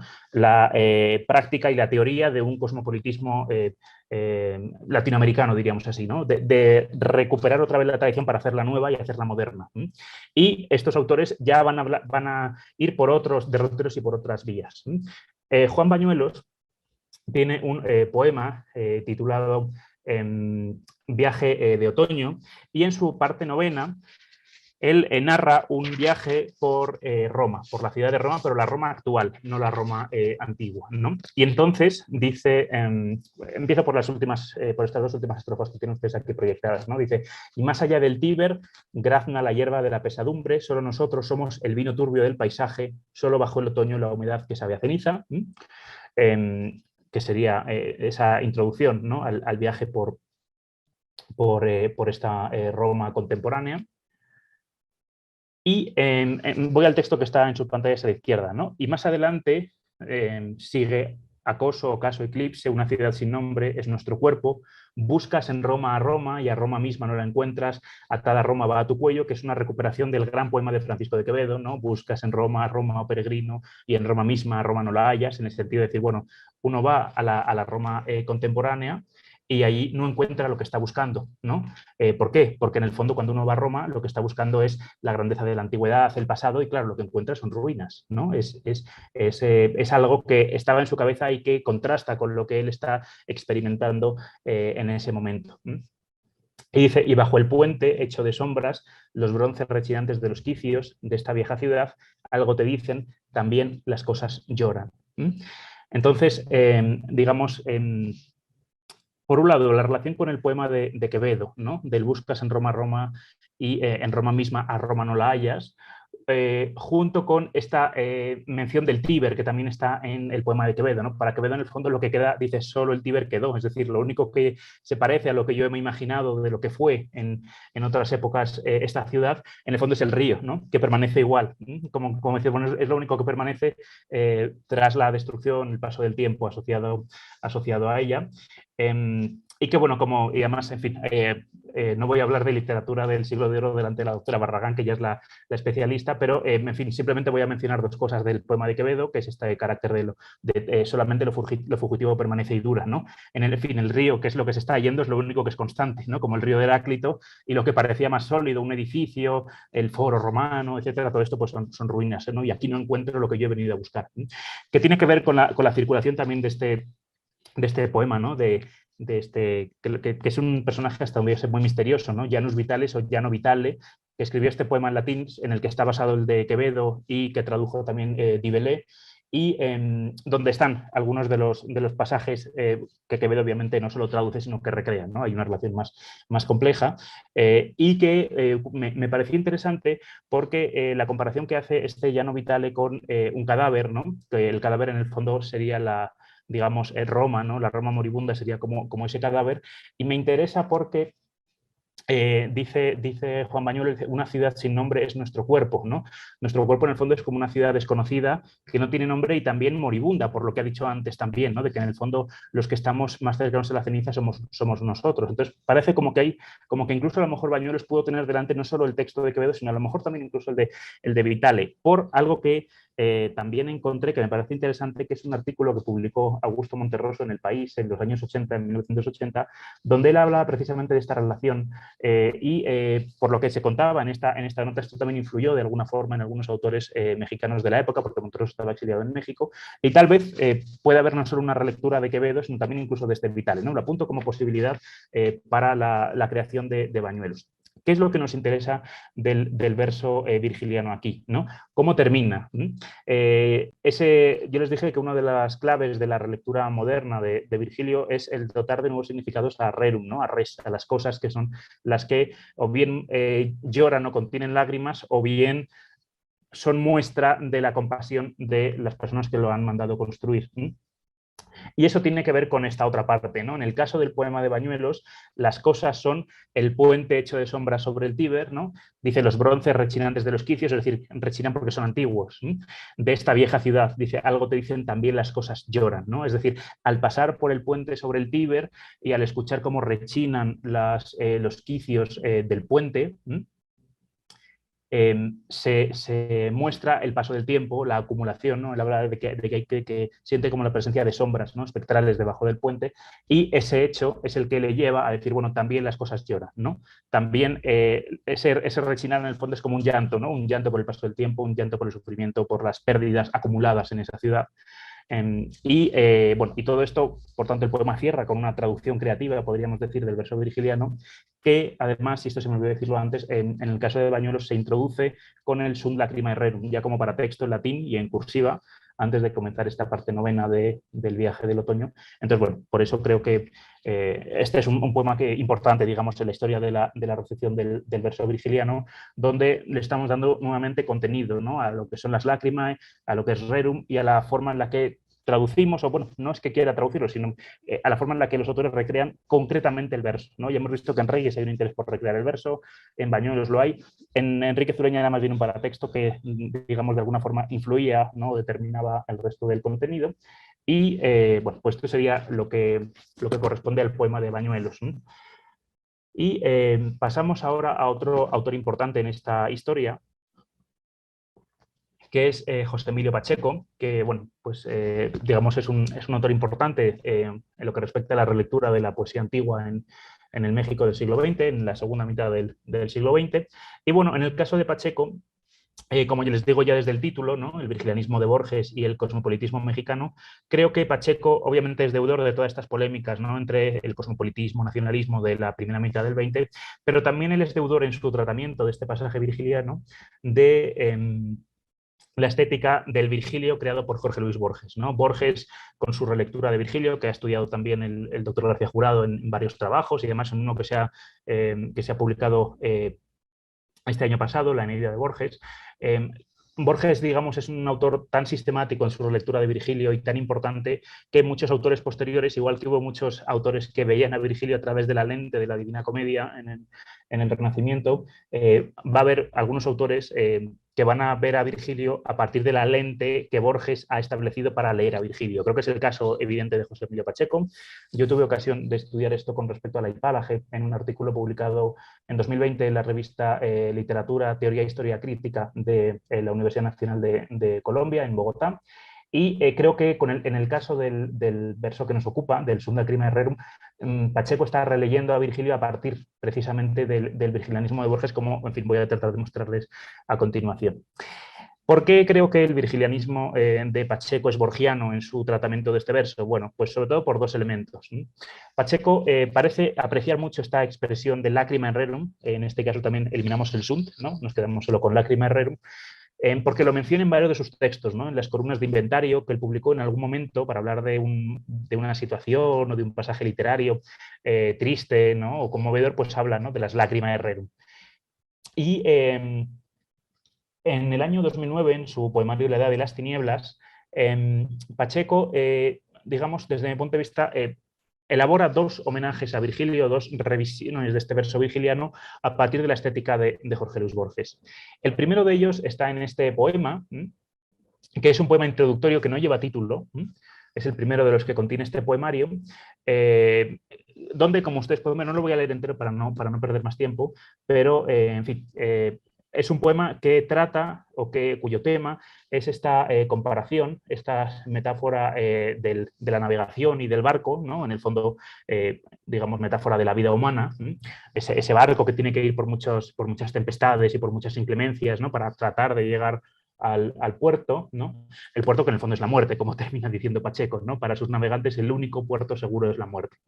Bien, no es el contenido lo que me parece que sea interesante para el estudio que yo estoy aquí tratando de desarrollar, sino lo que viene debajo, ¿no? Él atribuye este verso a Séneca, a una obra titulada Consolación a Lucilio, y esa obra titulada Consolación a Lucilio estaría antologada en una antología llamada Lacrimae Rerum, breve antología de las letras latinas, y traducida por Julián Hernández, en México, 1939. Bueno, Julián Hernández es un heterónimo de los conocidos de Pacheco, y no existe ninguna obra que se llame Consolación a Lucilio, de Séneca.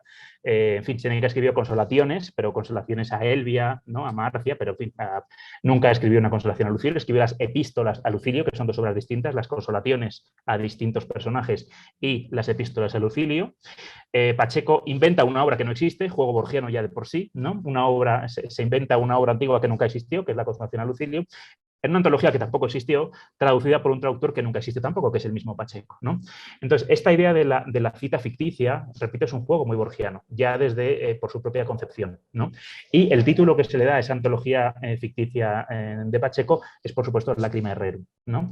En el fondo, las letras latinas, nos viene a decir Pacheco, también contienen lamentos, ¿no? Por las desgracias, por las cosas, por las desdichas, por el sufrimiento, por lo que ustedes quieran traducir Rerum. Entonces, claro, este primer poema sin título y con la cita ficticia ya nos pone un poco en la pista de lo que va a hacer Pacheco con este verso, ¿no? Que es leerlo a partir de Borges. Creo que esto es muy evidente. La metáfora esta de la navegación está en Séneca, en algunos de sus pasajes. Yo me he tomado la molestia de revisarlo y, en efecto, en las cartas a Lucilio hay varios pasajes. Nunca, no es una traducción desde mi punto de vista esto, porque no he encontrado ninguna parte que Séneca escribía en prosa, salvo su teatro, digamos, pero la filosofía y las consolaciones y las epístolas son en prosa, pero bueno, que en el fondo esta idea de la vida comparada con una navegación pues es una metáfora clásica en la poesía antigua, en Grecia y en Roma, y en fin, y Pacheco lo único que hace es jugar con esta idea de que nosotros tenemos, de que este es un topos literario habitual para, en fin, para situarla como la traducción de uno de sus heterónimos de un poema de Séneca que nunca escribió, ¿no? Digamos. Pero no se queda ahí solo Pacheco, ¿no? No solo es borgiana esta cita ficticia, sino que más adelante, en el mismo poemario, La Edad de las Tinieblas, él escribió también una prosa poética titulada Babel colgante, donde él habla de un hotel, ¿no? Dice un hotel que no tiene centro, ¿no?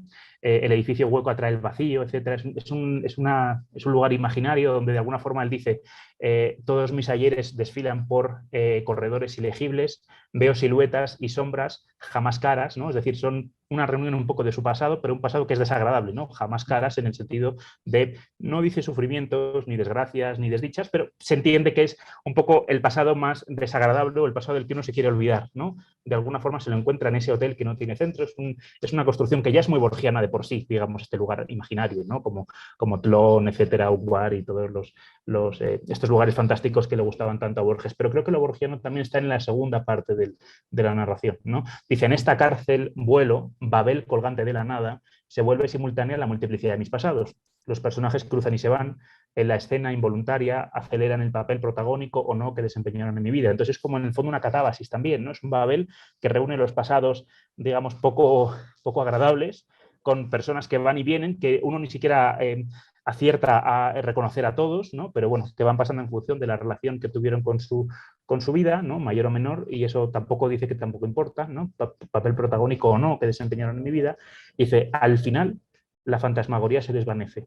Entre la vegetación artificial de la planta baja florece el sentimiento irreparable de las lágrimas rerum, la tristeza que hay en todas las cosas. Bien, entonces, ¿qué nos quiere decir Pacheco con este verso? En primer lugar, el elemento borgiano está en Babel, obviamente, la biblioteca de Babel, vamos a volver un poquito después a ese cuento. Ese Babel de las desgracias y del dolor y de los pasados, digamos, poco caros, ¿no?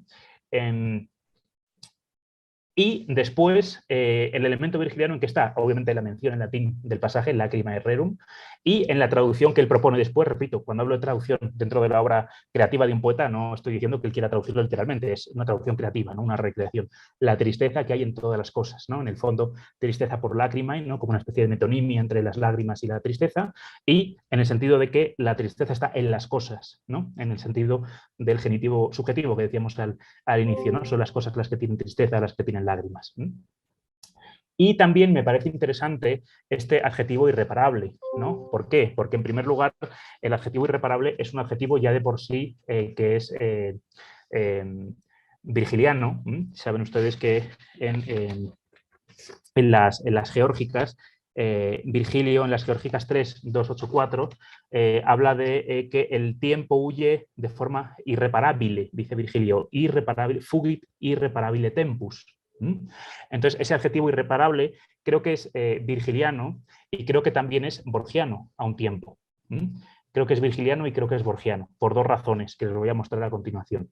En primer lugar, por el referente de las geórgicas, y en segundo lugar, porque la referencia a las Lacrimae Rerum, la referencia a Babel, a mí me llevan a dos textos importantísimos de Borges. Como ya he dicho, la Biblioteca de Babel parte de ficciones, del conjunto de relatos ficciones, donde Borges imagina uno de estos lugares, ¿no?, que contienen el universo. Dice: el universo, que otros llaman la biblioteca, se compone de un número indefinido y tal vez infinito de galerías hexagonales con vastos pozos, etcétera, etcétera, ¿no? Imagina una biblioteca donde hay una biblioteca que sería un reflejo de la eternidad, ¿no?, de la inmortalidad de los libros, etcétera. Y entonces, al final de ese cuento, él dice: la biblioteca es ilimitada y periódica. Si un eterno viajero la atravesara en cualquier dirección, comprobaría al cabo de los siglos que los mismos volúmenes se repiten en el mismo desorden, que repetido sería un orden, el orden con mayúscula. Mi soledad se alegra con esa elegante esperanza, ¿no? Es decir, la biblioteca esta de Babel es ilimitada, pero es periódica. Y son siempre los mismos volúmenes los que la componen. ¿Por qué es ilimitada, por tanto? ¿Por qué se parece al universo y a la eternidad? Porque los mismos libros están dispuestos de forma distinta, ¿no?, que tiene que ver con el Pirmenar. No en vano es parte del mismo conjunto de cuentos de Borges, ¿no? Lo importante es que las obras que fundamentan esa biblioteca de Babel son las mismas, pero su disposición, ¿no?, dice que es en desorden, pero que justamente como se repite acaba siendo un orden. Ese desorden, ese carácter mutable de la historia literaria, precisamente es lo que le da a la biblioteca de Babel ese carácter, digamos, de cierta eternidad o ese carácter ilimitado, ¿no?, que él menciona aquí. Entonces, claro, el Babel de Borges en el fondo es como ese Babel de los sufrimientos, ¿no?, que no es ilimitado, sino que es personal, porque él dice que son sus ayeres, la gente que él conoce, etcétera. Pero creo que el mencionar este universo o más bien este lugar, ¿no?, extraño que Pacheco imagina mencionando a Babel, creo que hay una relación muy importante, ¿no?, por lo teórico y por lo práctico, por la idea del contenido y por también la propia visión o la propia práctica que desarrolla Pacheco. Es decir, Pacheco en ese Babel de los sufrimientos introduce el verso de Virgilio. Por tanto, no solo es una teoría de la lectura y de la tradición literaria, sino que es una práctica. Es decir, tan eternos son esos libros de los que habla Borges y esa disposición, ¿no?, que por su carácter cambiante precisamente le da ese carácter ilimitado,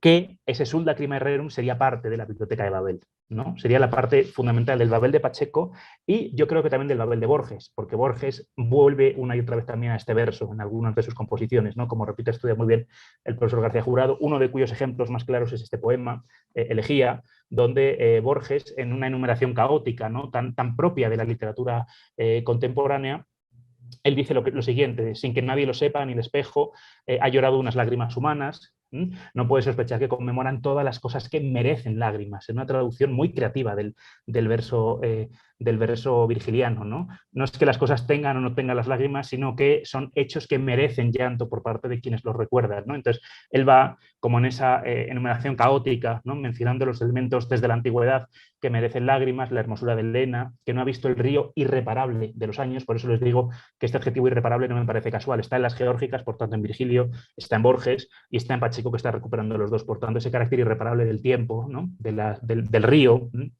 que es metáfora del tiempo, como en Virgilio.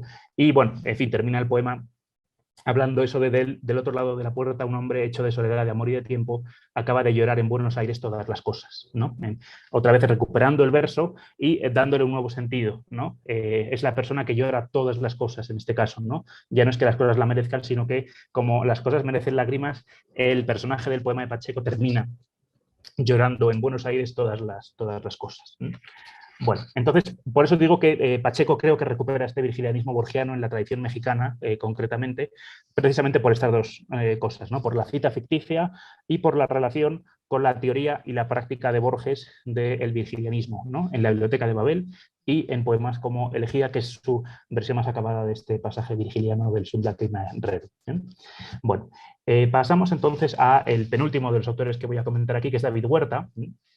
Huerta, digamos, ha tenido a lo largo de su obra muchísimas voces. A él ha transitado por distintas poéticas, ¿no? Incurable es una de sus obras más conocidas y, en fin, yo me voy a centrar más bien en las obras más recientes, porque es en las obras más recientes donde veo que hay una influencia, digamos, creciente de la antigüedad, de la reiteración de la antigüedad y, por supuesto, de este verso virgiliano. Bien, para eso me voy a centrar antes en un par de poemas de Huerta para ver un poco qué elementos de la antigüedad está él recuperando en obras recientes. Todas sus obras ya son del siglo XXI, por tanto estamos ya, digamos, plenamente a este lado del marco que yo establecía al principio, pero en fin, obviamente Huerta es un poeta también, es un poeta del 20, digamos, sus estéticas y su forma de ver la literatura, obviamente ha ido evolucionando, pero tiene mucha vinculación con la literatura del 20 y con las estéticas que él quiere recrear y rehacer dentro de su propia poesía. Me interesa centrarnos en este poema que me parece muy interesante, La muralla de Adriano, que es parte del Azul en la flama, donde él vuelve a un lugar que es muy interesante, que es el muro de Adriano. Saben ustedes que el muro de Adriano era el muro que hacía de frontera del Imperio Romano en el norte de la Britania, y que separaba, digamos, a los pictos, ¿no? a estas tribus, en fin, de ahí toda la leyenda del rey Arturo, etcétera, etcétera, a los pictos de los romanos, ¿no? Y ahí, en el muro de Adriano, también de alguna forma representa la barrera, la frontera entre la civilización y la barbarie también, ¿no? Uno de los temas interesantes de la literatura contemporánea, obviamente la civilización vista desde el punto de vista romano, naturalmente, ¿no? Y entonces él cuenta que ahí, en esa frontera, ¿no? Donde dice que incluso el mar es distinto del Mare Nostrum, ¿no? Del mar Mediterráneo, dice que hay unos soldados a este lado del muro, ¿no? En el lado romano, que sienten una humedad que está repleta de elfos, de hadas, de enanos mágicos, es decir, de las leyendas, ¿no? Que les llegan del otro lado del muro, ¿no? Y dice, es una humedad agreste de las leyendas celtas intocadas por el designio de Eneas y sus descendientes, ¿no? Es decir, son leyendas que no tienen nada que ver con nosotros, ¿no? Y que es un poema que también reflexiona sobre esta idea del otro, ¿no? tan importante en la creación contemporánea, de cómo la tradición ha visto a los que eran ajenos, a los llamados bárbaros, etc. Pero desde una perspectiva muy aséptica, es decir, Huerta ni pondera positivamente más a los pictos o a los romanos, sino que recrea muy bien ese ambiente, ¿no? Y por eso les he buscado esta foto, no he puesto fotos en otros versos, pero en fin, de los restos del muro, ¿no? Imagínense este muro mucho más alto y los pictos al lado y ese frío que se mete por los huesos y que, bueno, en este caso también creo que hay una deuda con un poema de Oden, del gran poeta británico, que tiene un poema llamado Roman Wall Blues, ¿no? El blues del muro romano, donde habla también del frío que recorría a los personajes que estaban ahí situados. Pero bueno, desde otra perspectiva y con otra temática, pero sí el elemento del frío que recorre los huesos de los legionarios es común.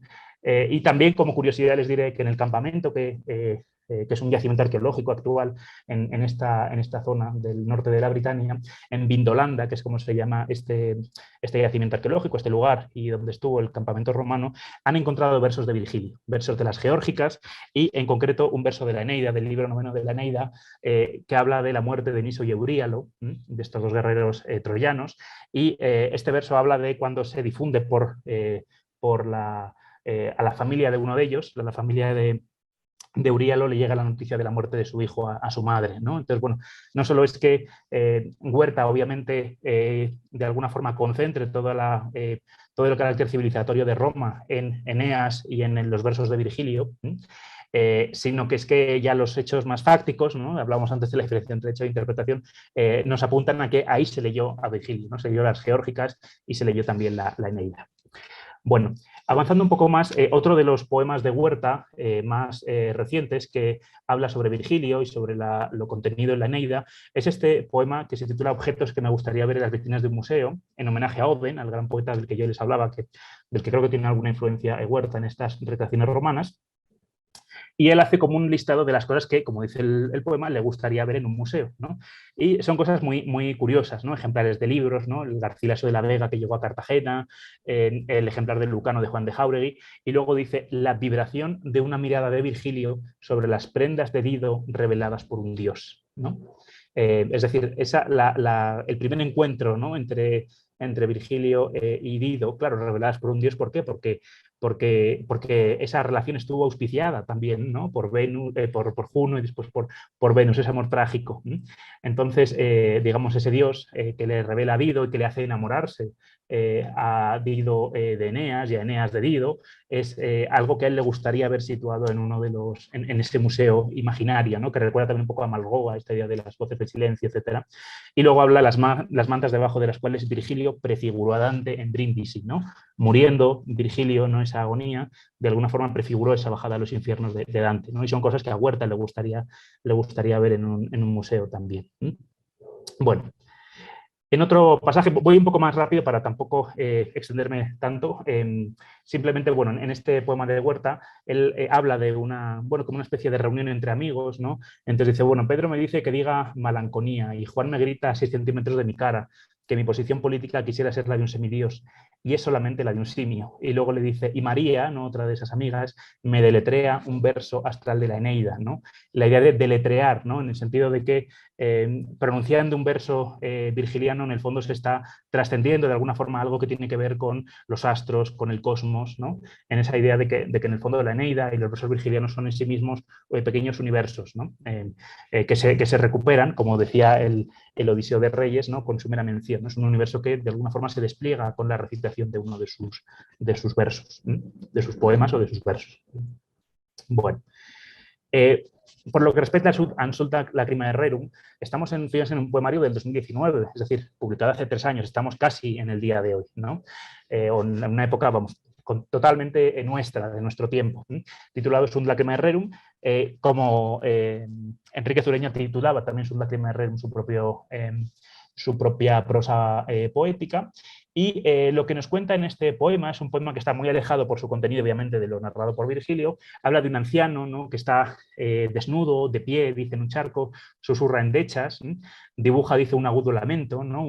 Como una especie de queja en ese contexto, en un charco, por tanto puede ser que esté lloviendo incluso, por lo que luego va a decir después. Dice, habla con la voz de un colibrí, pero tiene un gesto de águila derrotada, ¿no? Es un anciano que, digamos, que está derrotado, puede ser un mendigo, en una persona sin hogar, en fin, porque, en fin, una persona que está a las 9 de la mañana cantando en una ciudad, en un charco, etcétera, pues, en fin, nos da un poco la pauta del personaje que está eligiendo Huerta, ¿no? Y entonces, claro, este personaje que está como una águila derrotada, pero que tiene la voz de un colibrí, dice, pasa el viento invisible, pasan los objetos sin nombre, ¿no? Personas, cosas que uno no conoce o no sabe nombrar o ni siquiera reconoce, ¿eh? Pasa un perro de ojos heroicos, ¿no? Que es una imagen también muy terrible. La heroicidad en el mundo contemporáneo no está en la persona que mira, ni en el poeta, ni en nada, está en un perro que pasa por ahí, ¿no? Como diciendo, bueno, el perro es un héroe porque ninguno de los que está alrededor del perro merece la condición de héroe, ¿no? También es un verso bastante fuerte o bastante duro. Y al final del poema dice, las cosas cierran los ojos empapadas, ¿no? Claro, ¿cómo las cosas cierran los ojos, ¿no? En el fondo yo creo que también esto es una especie de sinestesia también, ¿no? Es decir, es el anciano que está mirando eso, da la hora en el verdón de las 9 de la mañana, cierra los ojos y está empapado porque ha llorado, ¿no? Porque ha llorado porque estaba lloviendo, pero se entiende que cierra los ojos empapadas porque han llorado y por tanto ese llanto lo que ha hecho es desdibujar lo que estaba viendo y cerrar los ojos, como cierra los ojos también el poema de alguna forma, ¿no? Entonces, bueno, obviamente aquí no hay una recreación tan profunda del pasaje virgiliano, pero sí hay un vínculo, es decir, no sabemos quién es ese anciano, no sabemos quién es ese personaje, lo que sí que sabemos es que hay por un lado, o bien la perspectiva del anciano que está llorando es el que cierra los ojos, o bien son las cosas personificadas las que por el llanto o por la lluvia están de alguna forma cerrándose, ¿no? Empapados, bien por ese llanto, bien por esa lluvia. ¿Por qué digo esto? Porque la idea de que las cosas cierran los ojos, que en el fondo cierran los ojos porque el personaje que lo está mirando los cierra, ¿no? Digamos, pero parece como si fueran ellas las que tienen ese carácter, esa prosopopeya, ¿no? Ese carácter de persona, porque esta reflexión entre la relación del sujeto y el objeto es algo que forma parte de la poética de Huerta. Aquí les pongo otros 2 poemas del poemario anterior, del Ovillo, del Ovillo y la brisa de 2018, donde, bueno, pues Huerta habla de las cosas, que es parte de su poética, de forma personificada, ¿no? Dice, las cosas tenían caras de pocos amigos. En el fondo, las cosas son igual. Los que los miramos con cara de pocos amigos somos nosotros. De alguna forma son un reflejo de la actitud del personaje, ¿no? Hay esa personificación que en el fondo son un reflejo de la vida en la ciudad, de una vida urbana, ¿no? Que es un ambiente muy propio de la poesía de Huerta, ¿no? En el sentido de esa distancia que hay entre el sujeto, que ve las cosas, que las conoce, y los objetos, esas propias cosas. Dentro de una estética que ensalza mucho la idea del desprendimiento, ¿no? De cómo la poesía contemporánea o la poesía de Huerta en estos últimos años tiene que ver con esta distancia entre el sujeto y el objeto, entre el habitante de la ciudad y la propia ciudad, entre un ciudadano y sus contemporáneos y sus conciudadanos, en fin, donde, bueno, dice, al separarse y al desprenderse, al dejar de ser fijación y sedentarismo, adquiere con plenitud su ser poema, ¿no? En este desprendimiento de las cosas, en esta distancia, en esta separación, y habla de cómo esas cosas, ¿no? ese desprendimiento, tiene también, dice ahí, esmalte de sílabas y perfiles grecolatinos de largura y de brevedad ilusorias, ¿no? Entonces, en ese desprendimiento incluso las cosas tienen ese perfil todavía greco-latino, es decir, que se puede conocer a través de la poesía antigua, que se puede cantar a través de la poesía antigua, que no deja de ser objeto de la poesía, como lo fue también las cosas en la éfrasis de Virgilio de las pinturas de Cartago, y que, bueno, aquí está obviamente en un contexto, en una estética y con unas preocupaciones diferentes, pero en el fondo permanece, digamos, la figura y la imagen que Virgilio construyó en la Eneida. Y por último, ya estoy terminando, vamos con un poemario de esta poeta mexicana también, de orígenes libaneses, pero de Monterrey, quien en un poemario que de hecho se lo puedo hasta mostrar, en un poemario que ha sido publicado este mismo año, que se llama precisamente Las lágrimas de las cosas. En fin, recibió el premio Enriqueta Ochoa en 2020, fue publicado, como les digo, este 2022, en la ciudad de Nueva York, en una editorial, Nueva York Poetry Press, que se dedica a publicar poesía en español en la ciudad estadounidense, ¿no? Claro, este poema ya desde el título es virgiliano, Las lágrimas de las cosas, ¿no? Ya todos los poemas que están contenidos dentro del poemario tienen de alguna forma esa relación con la imagen virgiliana, ¿no? Que es tan poderosa que hasta un poemario público del día de hoy lleva el título de este verso, y no como en otros contextos por afán de imitación o por afán, no, es por el poder que tiene ese verso, ¿no? Por la imagen tan poderosa que transmiten, ¿no? Y por ese también, como en 2 o 3 palabras es capaz de sintetizar todo un universo, un poco como lo que decíamos antes, ¿no? Cuando decimos Lacrima Rerum estamos de alguna forma evocando tantas cosas, y se ha evocado tantas cosas a lo largo de la historia, que sigue siendo pues una imagen, un pasaje con una gran modernidad, incluso en nuestro tiempo. Bueno, ese poemario, en uno de sus pasajes, recupera esta imagen, ¿no? Ahí lo ven, las lágrimas de las cosas escurren sobre mi piel y entre nubes y promontorios, el ibis atrapa la sierpe, etcétera, etcétera.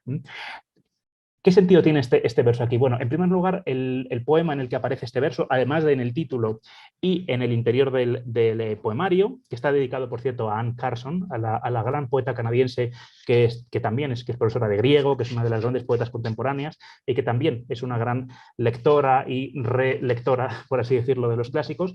Este poemario, digamos, la primera línea que uno ve es el texto en latín del verso completo, no solo de la primera mitad, que hemos visto que es la que interesa más a los creadores contemporáneos, sunt lacrimae rerum et mente mortalia tangunt, dice Clarion, y el primer poema lleva el título de Tiro. Claro, Tiro es la ciudad, ¿no? Tiro y Sidón es la ciudad en la época, digamos, de los fenicios, de donde vienen Dido y los suyos. Ellos escaparon de allí en una travesía y llegaron a Cartago y fundaron ahí una nueva ciudad, Cartago. Claro, ¿por qué Clarion vuelve a Tiro? Bueno, yo esto lo descubrí leyendo acerca de la autora. Resulta que Janet Clarion, como les dije, tiene orígenes libaneses y su familia es originaria precisamente de la ciudad de Tiro, de la ciudad de la que era originaria Dido. Entonces, Clarion, en un viaje que hace para allá, a Tiro, escribe este poemario. Y claro, obviamente cuando una persona, digamos, letrada, como es el caso de la autora, que además estudió literatura, además de poeta, es la fundadora y directora de esta editorial Vaso Roto de poesía, en fin, es una persona, digamos, del mundo de la literatura, que tiene en mente esta idea del carácter virgiliano en la tradición literaria que tiene Tiro. Entonces, es muy interesante porque es un poemario en el que ella se reencuentra con sus orígenes por primera vez, volviendo a la ciudad de la que salió su familia. Y en esa ciudad de la que nació su familia pronuncia eso de las lágrimas de las cosas escurren sobre mi piel, ¿no? Que es una recuperación del verso virgiliano en un contexto diferente, pero a la vez similar, porque es la ciudad de origen de Dido, de la reina de Cartago. Habla de Sidón, esta ciudad libanesa, tu púrpura fenicia. Recuerden que los fenicios eran famosos por este pigmento púrpura, que también está en el libro primero de la Eneida, en algunos de los elementos que Eneas encuentra cuando llega a Cartago. Y claro, la recuperación del verso de las lágrimas de las cosas es una recuperación muy sentimental, porque precisamente, repito, ella utiliza a Virgilio, a este pasaje virgiliano, a las referencias a Tiro y a Sidón como una analogía constante con la Eneida. Claro, yo debo confesar, cuando leí por primera vez el poema no conocía esta historia de la autora y, claro, la ignorancia en este caso te lleva a leerlo de otra forma, porque, por ejemplo, una historia que bastante dura de esta poeta es que su abuela, cuando ella era pequeña, ellos vivieron al norte, en Chihuahua, su abuela murió porque su casa se incendió y ella solo hablaba árabe y había unas personas cuidándola que solo hablaban español. Entonces ella notó, por lo que cuentan, que se había quemado la casa, ella murió abrasada ahí, pero no le pudo decir a nadie lo que estaba pasando porque no hablaba español y por tanto no podía comunicarse con las personas que estaban a su alrededor. Claro, hay un momento del poema en el que ella habla, ¿no? Dice, bueno, voy a ver si lo encuentro por aquí, en el que dice... algo así como, ay, ahora he perdido bueno. Sí, madre, ¿te dejarás devorar por el fuego? Claro, cuando uno habla de, oye, escucha hablar de Tiro y de Sidón y de una persona que va a ser devorada por el fuego, ¿en quién piensa? Sin entender el contexto en Tiro, ¿no? Pero, claro, cuando uno entiende la historia no está hablando de Dido, está hablando de su propia abuela que murió, de hecho, abrasada, ¿no? Pero hay una continua referencia con Tiro y con Sidón, con la púrpura, con las lágrimas de las cosas, constante con la historia de la Eneida, que produce además una serie de significados que a lo mejor la autora ni siquiera tuvo en mente, pero que precisamente por la tradición literaria en la que se mueve, están precisamente circulando en torno a esta cuestión. El poema, por cierto, se abre con una cita también, este poema Tiro, de Fernando de Herrera, un verso también dedicado a Tiro. O sea que, bueno, también ella tiene en cuenta la gran tradición del siglo de oro español y de la poesía de la época, igual que Juan Bañuelos. Y en otro poema de este mismo, en otras estrofas de este mismo poema Tiro, que es un poema largo, muy narrativo, pero que también se recrea mucho en los detalles, muy preciosista en su composición, encontramos, que es ese verso que tienen ustedes en la posición central de la pantalla, esa mención en latín, en et via tandem voci laxate dolorest, ¿no? Y claro, uno lee eso y obviamente rápidamente puedes saber de dónde viene, ¿no? Viene del verso 151 del libro 11 de la Eneida. Pero es un verso que está modificado. Para empezar, la palabra wix ha desaparecido, pero bueno, se puede entender porque el significado no cambiaría tanto solo con la eliminación de ese adverbio, pero después, avanzando en el verso, uno ve que donde en latín decía laxata, ella dice laxate. Claro, este laxate, es decir, esta terminación en e, que transforma de alguna forma el adjetivo en un imperativo, hace que el verso no tenga ningún sentido en latín. No se puede comprender lo que se está diciendo. Digamos, laxata aquí concuerda con guia y en el fondo es una voz pasiva, ¿no? Con laxata est, en fin. No tiene sentido lo que se pone en ese verso, algo que a mí me pareció muy curioso porque me hizo preguntarme por qué ese verso está puesto así, es decir, sin una palabra, cosa que se puede entender, porque primero con un sonido que redunda mucho, ¿no? Wia, wix, a lo mejor se ha preferido eliminar wix porque no cambia tanto el significado del verso y de alguna forma lo acorta, pero ese cambio en laxate yo no entiendo de dónde puede venir y solo se me ocurren dos posibilidades, dos hipótesis, ¿no? Una de ellas es que sea una errata y que realmente ya lo que quisiera decir es laxata, es decir, mantener el significado, o una idea que podría ser incluso más interesante, ¿no? que fuera un error deliberado, en el sentido de decir, ¿qué interesa del latín aquí? Interesa su sonoridad. Et via tandem voci laxate dolorest, ¿no? Y no interesa que la gente sepa el significado, porque poca gente va a entender lo que quiere decir. Entonces, a lo mejor interesa más la sonoridad, ¿no?, del verso que propiamente el significado. Puede ser otra de las opciones. En cualquier caso, el contraste entre estos dos pasajes es muy interesante porque en el verso de la Eneida se habla de cuando Eneas, después de que Palante ha sido asesinado, se encuentra con el féretro de Palante, ¿no? Y entonces él se acerca, ¿no?, llorando y gimiendo, etcétera, y dice que, bueno, y entre ese dolor, ¿no?, dolore, entre ese dolor encuentra un camino abierto para su voz y dice lo siguiente, un verso muy, muy bonito. Y esto hace referencia a otro pasaje de la propia experiencia de la autora, que dice que después de que su abuela murió abrasada en esta situación, el féretro lo situaron de su abuela dentro de su casa, en el salón de su casa, ¿no? Y ahí le estuvieron llorando y todo. Entonces, claro, es una visión muy autobiográfica de Virgilio, por las lágrimas de las cosas que ella siente, como hemos visto en el poema anterior, anterior, en Sidón, ¿no? En esa dice: tu púrpura fenicia devora el fuego de quienes solitarios vagan por la noche oscura, ¿no? En ese llanto por aquellos que están, digamos, deambulando por Sidón en la noche, que es la noche de Sidón, pero es la noche intemporal, la noche oscura de San Juan también. Y, en fin, hay muchas alusiones ahí poéticas, pero el elemento autobiográfico con Sidón y con el viaje para recuperar los orígenes está ahí, como el elemento autobiográfico está aquí en la Eneida, en la cita de ese verso, en la relación con, digamos, en el encuentro con el féretro que lleva a una persona querida, fallecida, y que está en latín, con este problema que ya he mencionado y del que no voy a profundizar más en ello porque creo que ya llevo hablando mucho tiempo. Así que, bueno, simplemente en otro de los poemas de este mismo poemario, Arrepentimiento, ella, en otro contexto que no me interesa ahora especialmente, habla de que toda belleza es vaticinio, es como un río que se oculta en la belleza de las lágrimas de las cosas, ¿no?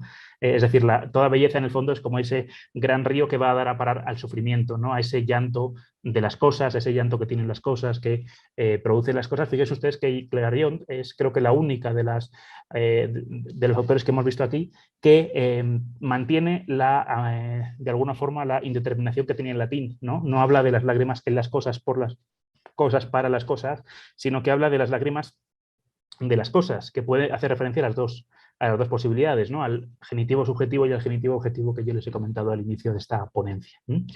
Y bueno, para terminar, ya sí que sí, les he puesto esta tabla con 3 elementos que han sido un poco la guía de mis comentarios: la relación con el verso virgiliano, el género literario. Me interesa también cómo este verso de Virgilio es susceptible de influir en distintos géneros, ¿no?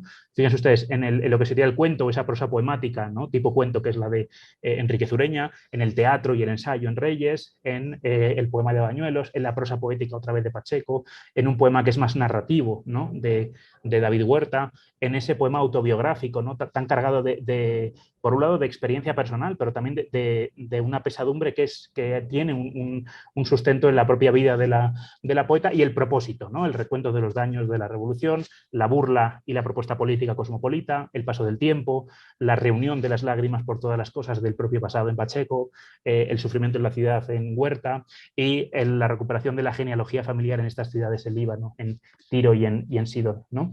Y bueno, pues esto es lo que quería contarles. Perdón si me he extendido un poco porque no tenía el reloj delante, pero lo acabo de ver bien y ya he hablado demasiado, me parece, ¿no? Pero bueno, termino agradeciéndoles de nuevo su invitación a las dos, y en fin, estoy a su disposición para lo que puedan preguntar o comentar. Gracias. Bueno, pues realmente nos has dejado pues con la boca abierta, porque aparte de la belleza de tu exposición, que bueno, deja ver que tienes una facilidad de palabra muy, muy grande, porque manejas mucho tus citas y de manera muy rápida y bueno, muy didáctica. Bueno, yo creo que nos planteas muchos problemas aquí que nos interesan mucho a los que estudiamos los clásicos, desde la recepción, desde la traducción, la consideración que se le debe de dar, por ejemplo, a los traductores. Esta observación que tú hiciste de que no se le puede corregir o no se le puede condenar al traductor porque no es tan literal, porque no está diciendo palabra por palabra lo que dice el autor, pues es, a mi parecer, muy, muy oportuna, porque realmente el oficio de traductor es un oficio muy difícil y hay que tener no solamente el conocimiento de las lenguas, sino la sensibilidad suficiente para poder verterlo a otra lengua. Entonces, sí, esto funciona del traductor, es un traidor, pero el traductor también es un creador, y esta es una faceta que tú nos dejaste ver en tu conferencia y que me gustó mucho. Bueno, felicidades antes que nada por tu participación, y creo que esta cuestión de la traducción es todavía muy actual y es muy importante entre la gente que se dedica a clásicos y sobre todo entre la gente que hace traducción, porque sí es un oficio pues un poco difícil y a veces no tiene tantos, digamos, tantas satisfacciones, porque el traductor siempre es objeto de crítica, ¿no? Siempre es objeto de crítica y pocas veces se le valora en este aspecto creativo que tú nos has hecho ver. Esto por una parte, y por otra, bueno, yo creo que es verdaderamente, pues, muy, bueno, es admirable el manejo que has hecho de todas las citas y la búsqueda, sobre todo, ¿no? Tu investigación, que creo que fue tu trabajo, no sé si fue tu trabajo de doctorado, pero pues es una búsqueda muy intensa y el conocimiento de esta literatura, pues latinoamericana, de esta literatura mexicana, que tiene muchísimo, muchísima tradición en el rescate de los clásicos grecolatinos. Pues muchas gracias. Ya no ocupo más las palabras. Si quieres, Raquel, damos paso a las preguntas. Y nuevamente felicidades y muchas gracias por tu participación, No, Carlos. muchas gracias a usted, doctora. Muchas gracias. Sí. No sé si... Gracias. bueno, Sí. contesto sino junto con lo... Sí, si tienes algún Vale, comentario perfecto. antes de pasar a las otras preguntas. Sí. No, agradecerle a la doctora Gala sus palabras, en primer lugar, y sobre todo sí esta idea de la traducción. Claro, hay muchas, al final también hay que respetar la intención que tiene el traductor con su obra, ¿no? Es decir, hay traducciones que son escolares que tienen un propósito, ¿no? Que es que la gente aprenda latín con la traducción, ¿no? Que se vea muy claro qué es lo que está diciendo el latín. Pero un traductor puede elegir otras posibilidades que creo que son tan legítimas y tan válidas como las anteriores, ¿no? Como usted decía, si uno quiere traducir, por ejemplo, poesía o quiere traducir, en fin, también la prosa, ¿no? En fin, Demóstenes, por ejemplo, bueno, pues claro que hace falta un dominio de la lengua y un carácter creativo y que en el fondo, Steiner dice ahí también en Babel, ¿no? Dice, en el fondo la traducción es como Babel, que se puede ver en dos sentidos, como una condena, en el sentido de que nunca vamos a poder reproducir todo lo que dice el original, pero también como una riqueza. Es decir, uno no tiene por qué quedarse con una traducción de ningún autor clásico, ¿no? Puede leer una y leer otra y leer, y, en fin, y es también, en el fondo, tiene también un carácter muy positivo la traducción, que es cómo podemos aproximarnos a los autores desde distintas perspectivas, ¿no? Así que, bueno, yo sí estoy totalmente de acuerdo con esto y con el respeto que hay que tener también a la intención del autor con su obra, ¿no? Del traductor con su traducción en este caso. Y, en fin, y bueno, pues simplemente vamos a ponderar esto. Y bueno, y la investigación en sí bebe mucho efectivamente de mi tesis, por ejemplo, de Reyes y de Pacheco hablé de ellos, aunque el poema de Pacheco no lo incluí, y luego el resto han sido poetas nuevos que he encontrado, porque muchos de ellos ya ven además que se meten ya en el siglo XXI, ¿no? Y para mí también ha sido, este trabajo en el fondo ha sido una forma de sentarme a pensar y a estructurar, porque claro, yo iba encontrando aquí ya estas modernas lágrimas rerum, pero hasta que uno no dice, bueno, me voy a sentar a ver qué pasa aquí, ¿no? Y cómo podemos estructurarlo y darle continuidad y hacer pues una pequeña historia también de la relectura de este verso, ¿no? Así que, pues, esperamos que muchísimas gracias, doctora. Sí, Sí, Raquel, sí. Sí, muchas gracias al doctor Carlos Mariscal Legande. Yo me uno a las felicitaciones y fue una charla muy rica. Entonces, bueno, voy a dar paso a algunas de las, bueno, hay muchas felicitaciones en Facebook de la doctora Silvia Aquino. No las puedo leer todas porque son muchas, de la doctora Judita Cavaletti, el doctor Francisco García Jurado, que dice felicidades por este canto al futuro de la recepción clásica. La doctora Carolina Olivares, también muchas felicitaciones a Carlos Mariscal por su conferencia tan erudita y poética. La doctora Montemayor también te felicita. Y bueno, hay aquí una pregunta en YouTube que me ha hecho favor de pasarme Arturo. Hay varias de Javier Arturo Velázquez Galván. Y bueno, aquí justamente dice, ¿podrías abundar en la relación entre traducción y creación de nuevas estéticas? ¿En qué estás pensando más exactamente?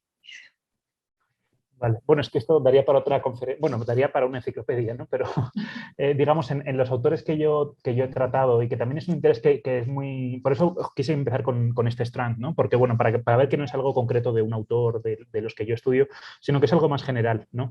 En dos sentidos. Por un lado, lo que comentaba la doctora Galaz, es decir, en el caso de Virgilio, por ejemplo, este verso es imposible hacer un Virgilio en español. Es que es algo que incluso la teoría de la traducción contemporánea ya ha desechado, ¿no? He citado a Steiner, por ejemplo, el gran Después de Babel, pero hay otros tantos textos de otros tantos autores que llegan a esta misma conclusión, ¿no? Repito, la traducción es un acto que está condenado, digamos, al fracaso si lo que se busca es reproducir exactamente el texto traducido, ¿no? Entonces, en ese sentido es creativo, en el sentido de, en fin, y yo este verso también lo estoy estudiando desde el punto de vista de las traducciones, por ejemplo, y claro, ya hay una disparidad. He citado la de Spinoza Polit, pero uno lee la de Caro, lee la de Ochoa, incluso traducciones contemporáneas, ¿no? Tengo aquí esta que ha salido recientemente, que es la de Vicente Cristóbal, que ha salido este mismo año, y es distinta totalmente a las anteriores también. Entonces, es creativo en ese sentido, en el sentido de que impulsa nuevos poemas, y que a su vez el acto mismo de traducir por lo menos poesía y por lo menos Virgilio, que es, digamos, por no salirme del marco en el que estoy trabajando, es rico porque lees 20 traducciones de este pasaje. También hay pasajes que se traducen de una forma más cómoda. Este pasaje es muy complicado por su sintaxis, por su sonoridad, por la cantidad de evocaciones que hay dentro del verso. Entonces creo que hay que, bueno, la perspectiva que a mí como estudioso de la recepción y de estos autores me interesa es lo que los autores hacen con el texto traducido, cómo crean una literatura nueva que es virgiliana y a la vez no lo es, ¿no? En esa tensión continua.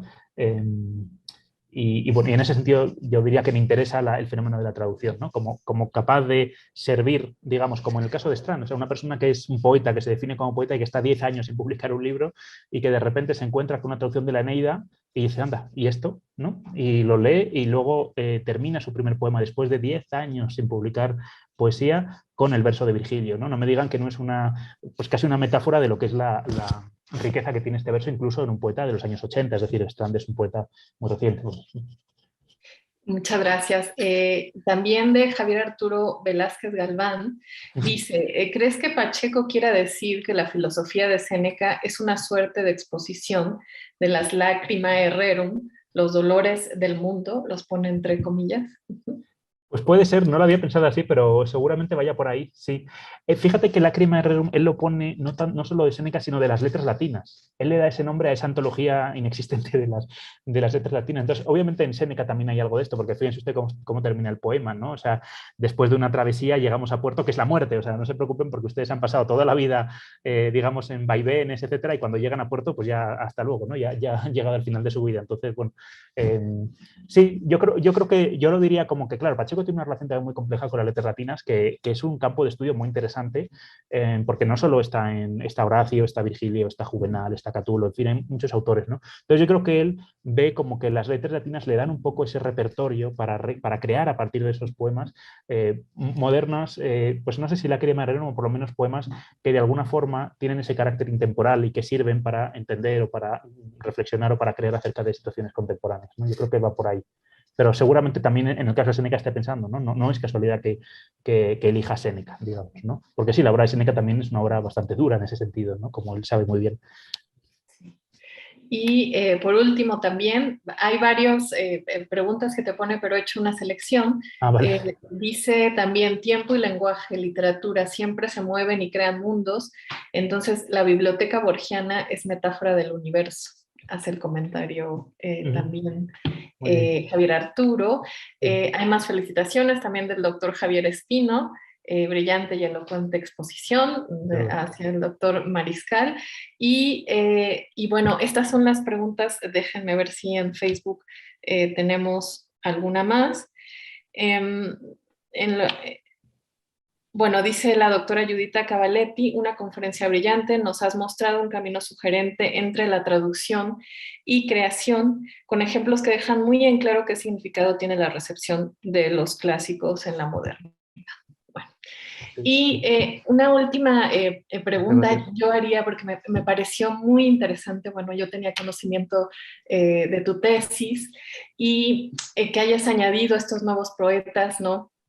Clarion, y además haciendo énfasis en este último cuadro que nos deja muy claro cómo funciona cada una de estas frases, ¿no? En esta recreación, ¿no? Y me llama la atención porque podríamos decir, y no sé qué te parezca, que se trata de una suerte de catacresis, ¿no?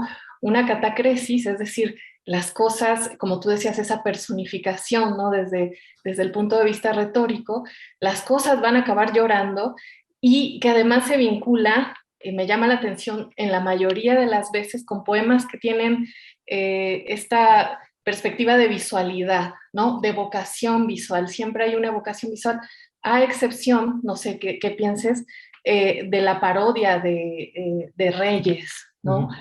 Entonces, es interesante la lectura que se hace, porque de alguna manera sí permanece la esencia de lo que está en Virgilio, que es esa éfrasis, ¿no? La lectura de eso que está ahí pintado visualmente. Borges también, en lo que nos presentabas en la elegía, habla que Elena no ha visto, ¿no? Siempre está la alusión a los verba videndi, ¿no? A estos verbos de vista. Entonces, de alguna manera está esa esencia, a excepción de Reyes. No sé si haya otros ejemplos en los que se rompa y bueno, y que ha llegado esa catacresis, ¿no? De que ahora sean las cosas las que están, que ya está en Virgilio, obviamente en las posibilidades de traducción que se han propuesto, pero que se explota más hacia ahí, ¿no? Entonces, no sé qué. Sí, yo creo que es totalmente así, porque en el fondo la excepción, que es la de Reyes, es una excepción porque en el fondo es negar a Virgilio, ¿no? Le dice, bueno, aquí no hay lágrimas. Entonces es como que Virgilio aquí no es pertinente, ¿no? Aquí no estoy en un ámbito virgiliano. Entonces, claro, realmente no lo está recreando, sino que niega, ¿no? Como la poesía de Virgilio, pero el resto, los que sí se esfuerzan por recrearlo, tiene que ver con eso, ¿no? Incluso en el propio Reyes, en el otro texto, en el que es el ensayo de Discurso por Virgilio, también tiene esa idea, ¿no? De decir, bueno, es que lo he visto porque yo lo he vivido, o sea, yo he vivido también, ¿no? Yo he vivido, él lo dice luego en Homero en Cuernavaca, ¿no? Dice, bueno, es que yo he vivido con Écuba y con Andrómaca y he vivido en la Torre de Troya, ¿no? Entonces creo que todo eso tiene que ver, porque en el fondo Reyes, aunque no utilice un verbo de visión propiamente, pero es que está su propia experiencia, ¿no? Entonces yo creo que es muy interesante, si no lo había visto desde esa perspectiva, pero creo que también, o por ejemplo el de Huerta, ¿no? Cuando dice las cosas cierran los ojos, en el fondo está siempre, porque nace de la contemplación de esos frescos, ¿no? Entonces, sí, le agradezco mucho el comentario porque sí es cierto, sí, no lo había pensado así, incluso en Bañuelos también cuando está en Roma, ¿no? Que ahí es el sonido más bien, pero claro, es el sonido por lo que ve, porque ve el puente, porque ve el río Tíber, porque no encuentra a Roma, que ya es, en sí mismo tiene que ver con eso. Así que sí, muchas gracias porque creo que sí, en efecto. Y de los otros poemas que puedo haber encontrado por ahí, sí, no hay ninguno que no tenga ese componente, ¿no? Que claro, luego muchas veces dices, bueno, ¿qué relación hay con el original? Es más complicado de ver porque pueden ser otros textos intermedios, pero siempre está la idea eso, ¿no? De que en el fondo sean las lágrimas de las cosas o por las cosas o para las cosas, en el fondo siempre está como desencadenante la contemplación de algo, ¿no? De una desgracia, de una desdicha, del sufrimiento. Y de algo desaparecido. Y esta relación me gustó mucho con el poema que hace Bañuelos, con el poema de Quevedo también, Las ruinas de Itálica, que además tiene toda una tradición, ¿no? Sí. En el siglo de oro, justo de vocación, de nostalgia, un pasado, de una edad de oro, ¿no? Entonces, ha sido muy rico, creo que es un trabajo muy riguroso. Te agradecemos tu participación en el seminario y bueno, pues seguimos con la última, ¿no? Doctora Teresa Galaz, la última presentación que será en el mes de junio, ya les estaremos también informando. Y a toda la gente que ama los clásicos y por eso se presenta aquí a escucharnos. Muchas gracias y nos vemos. Muy bien, gracias. Gracias.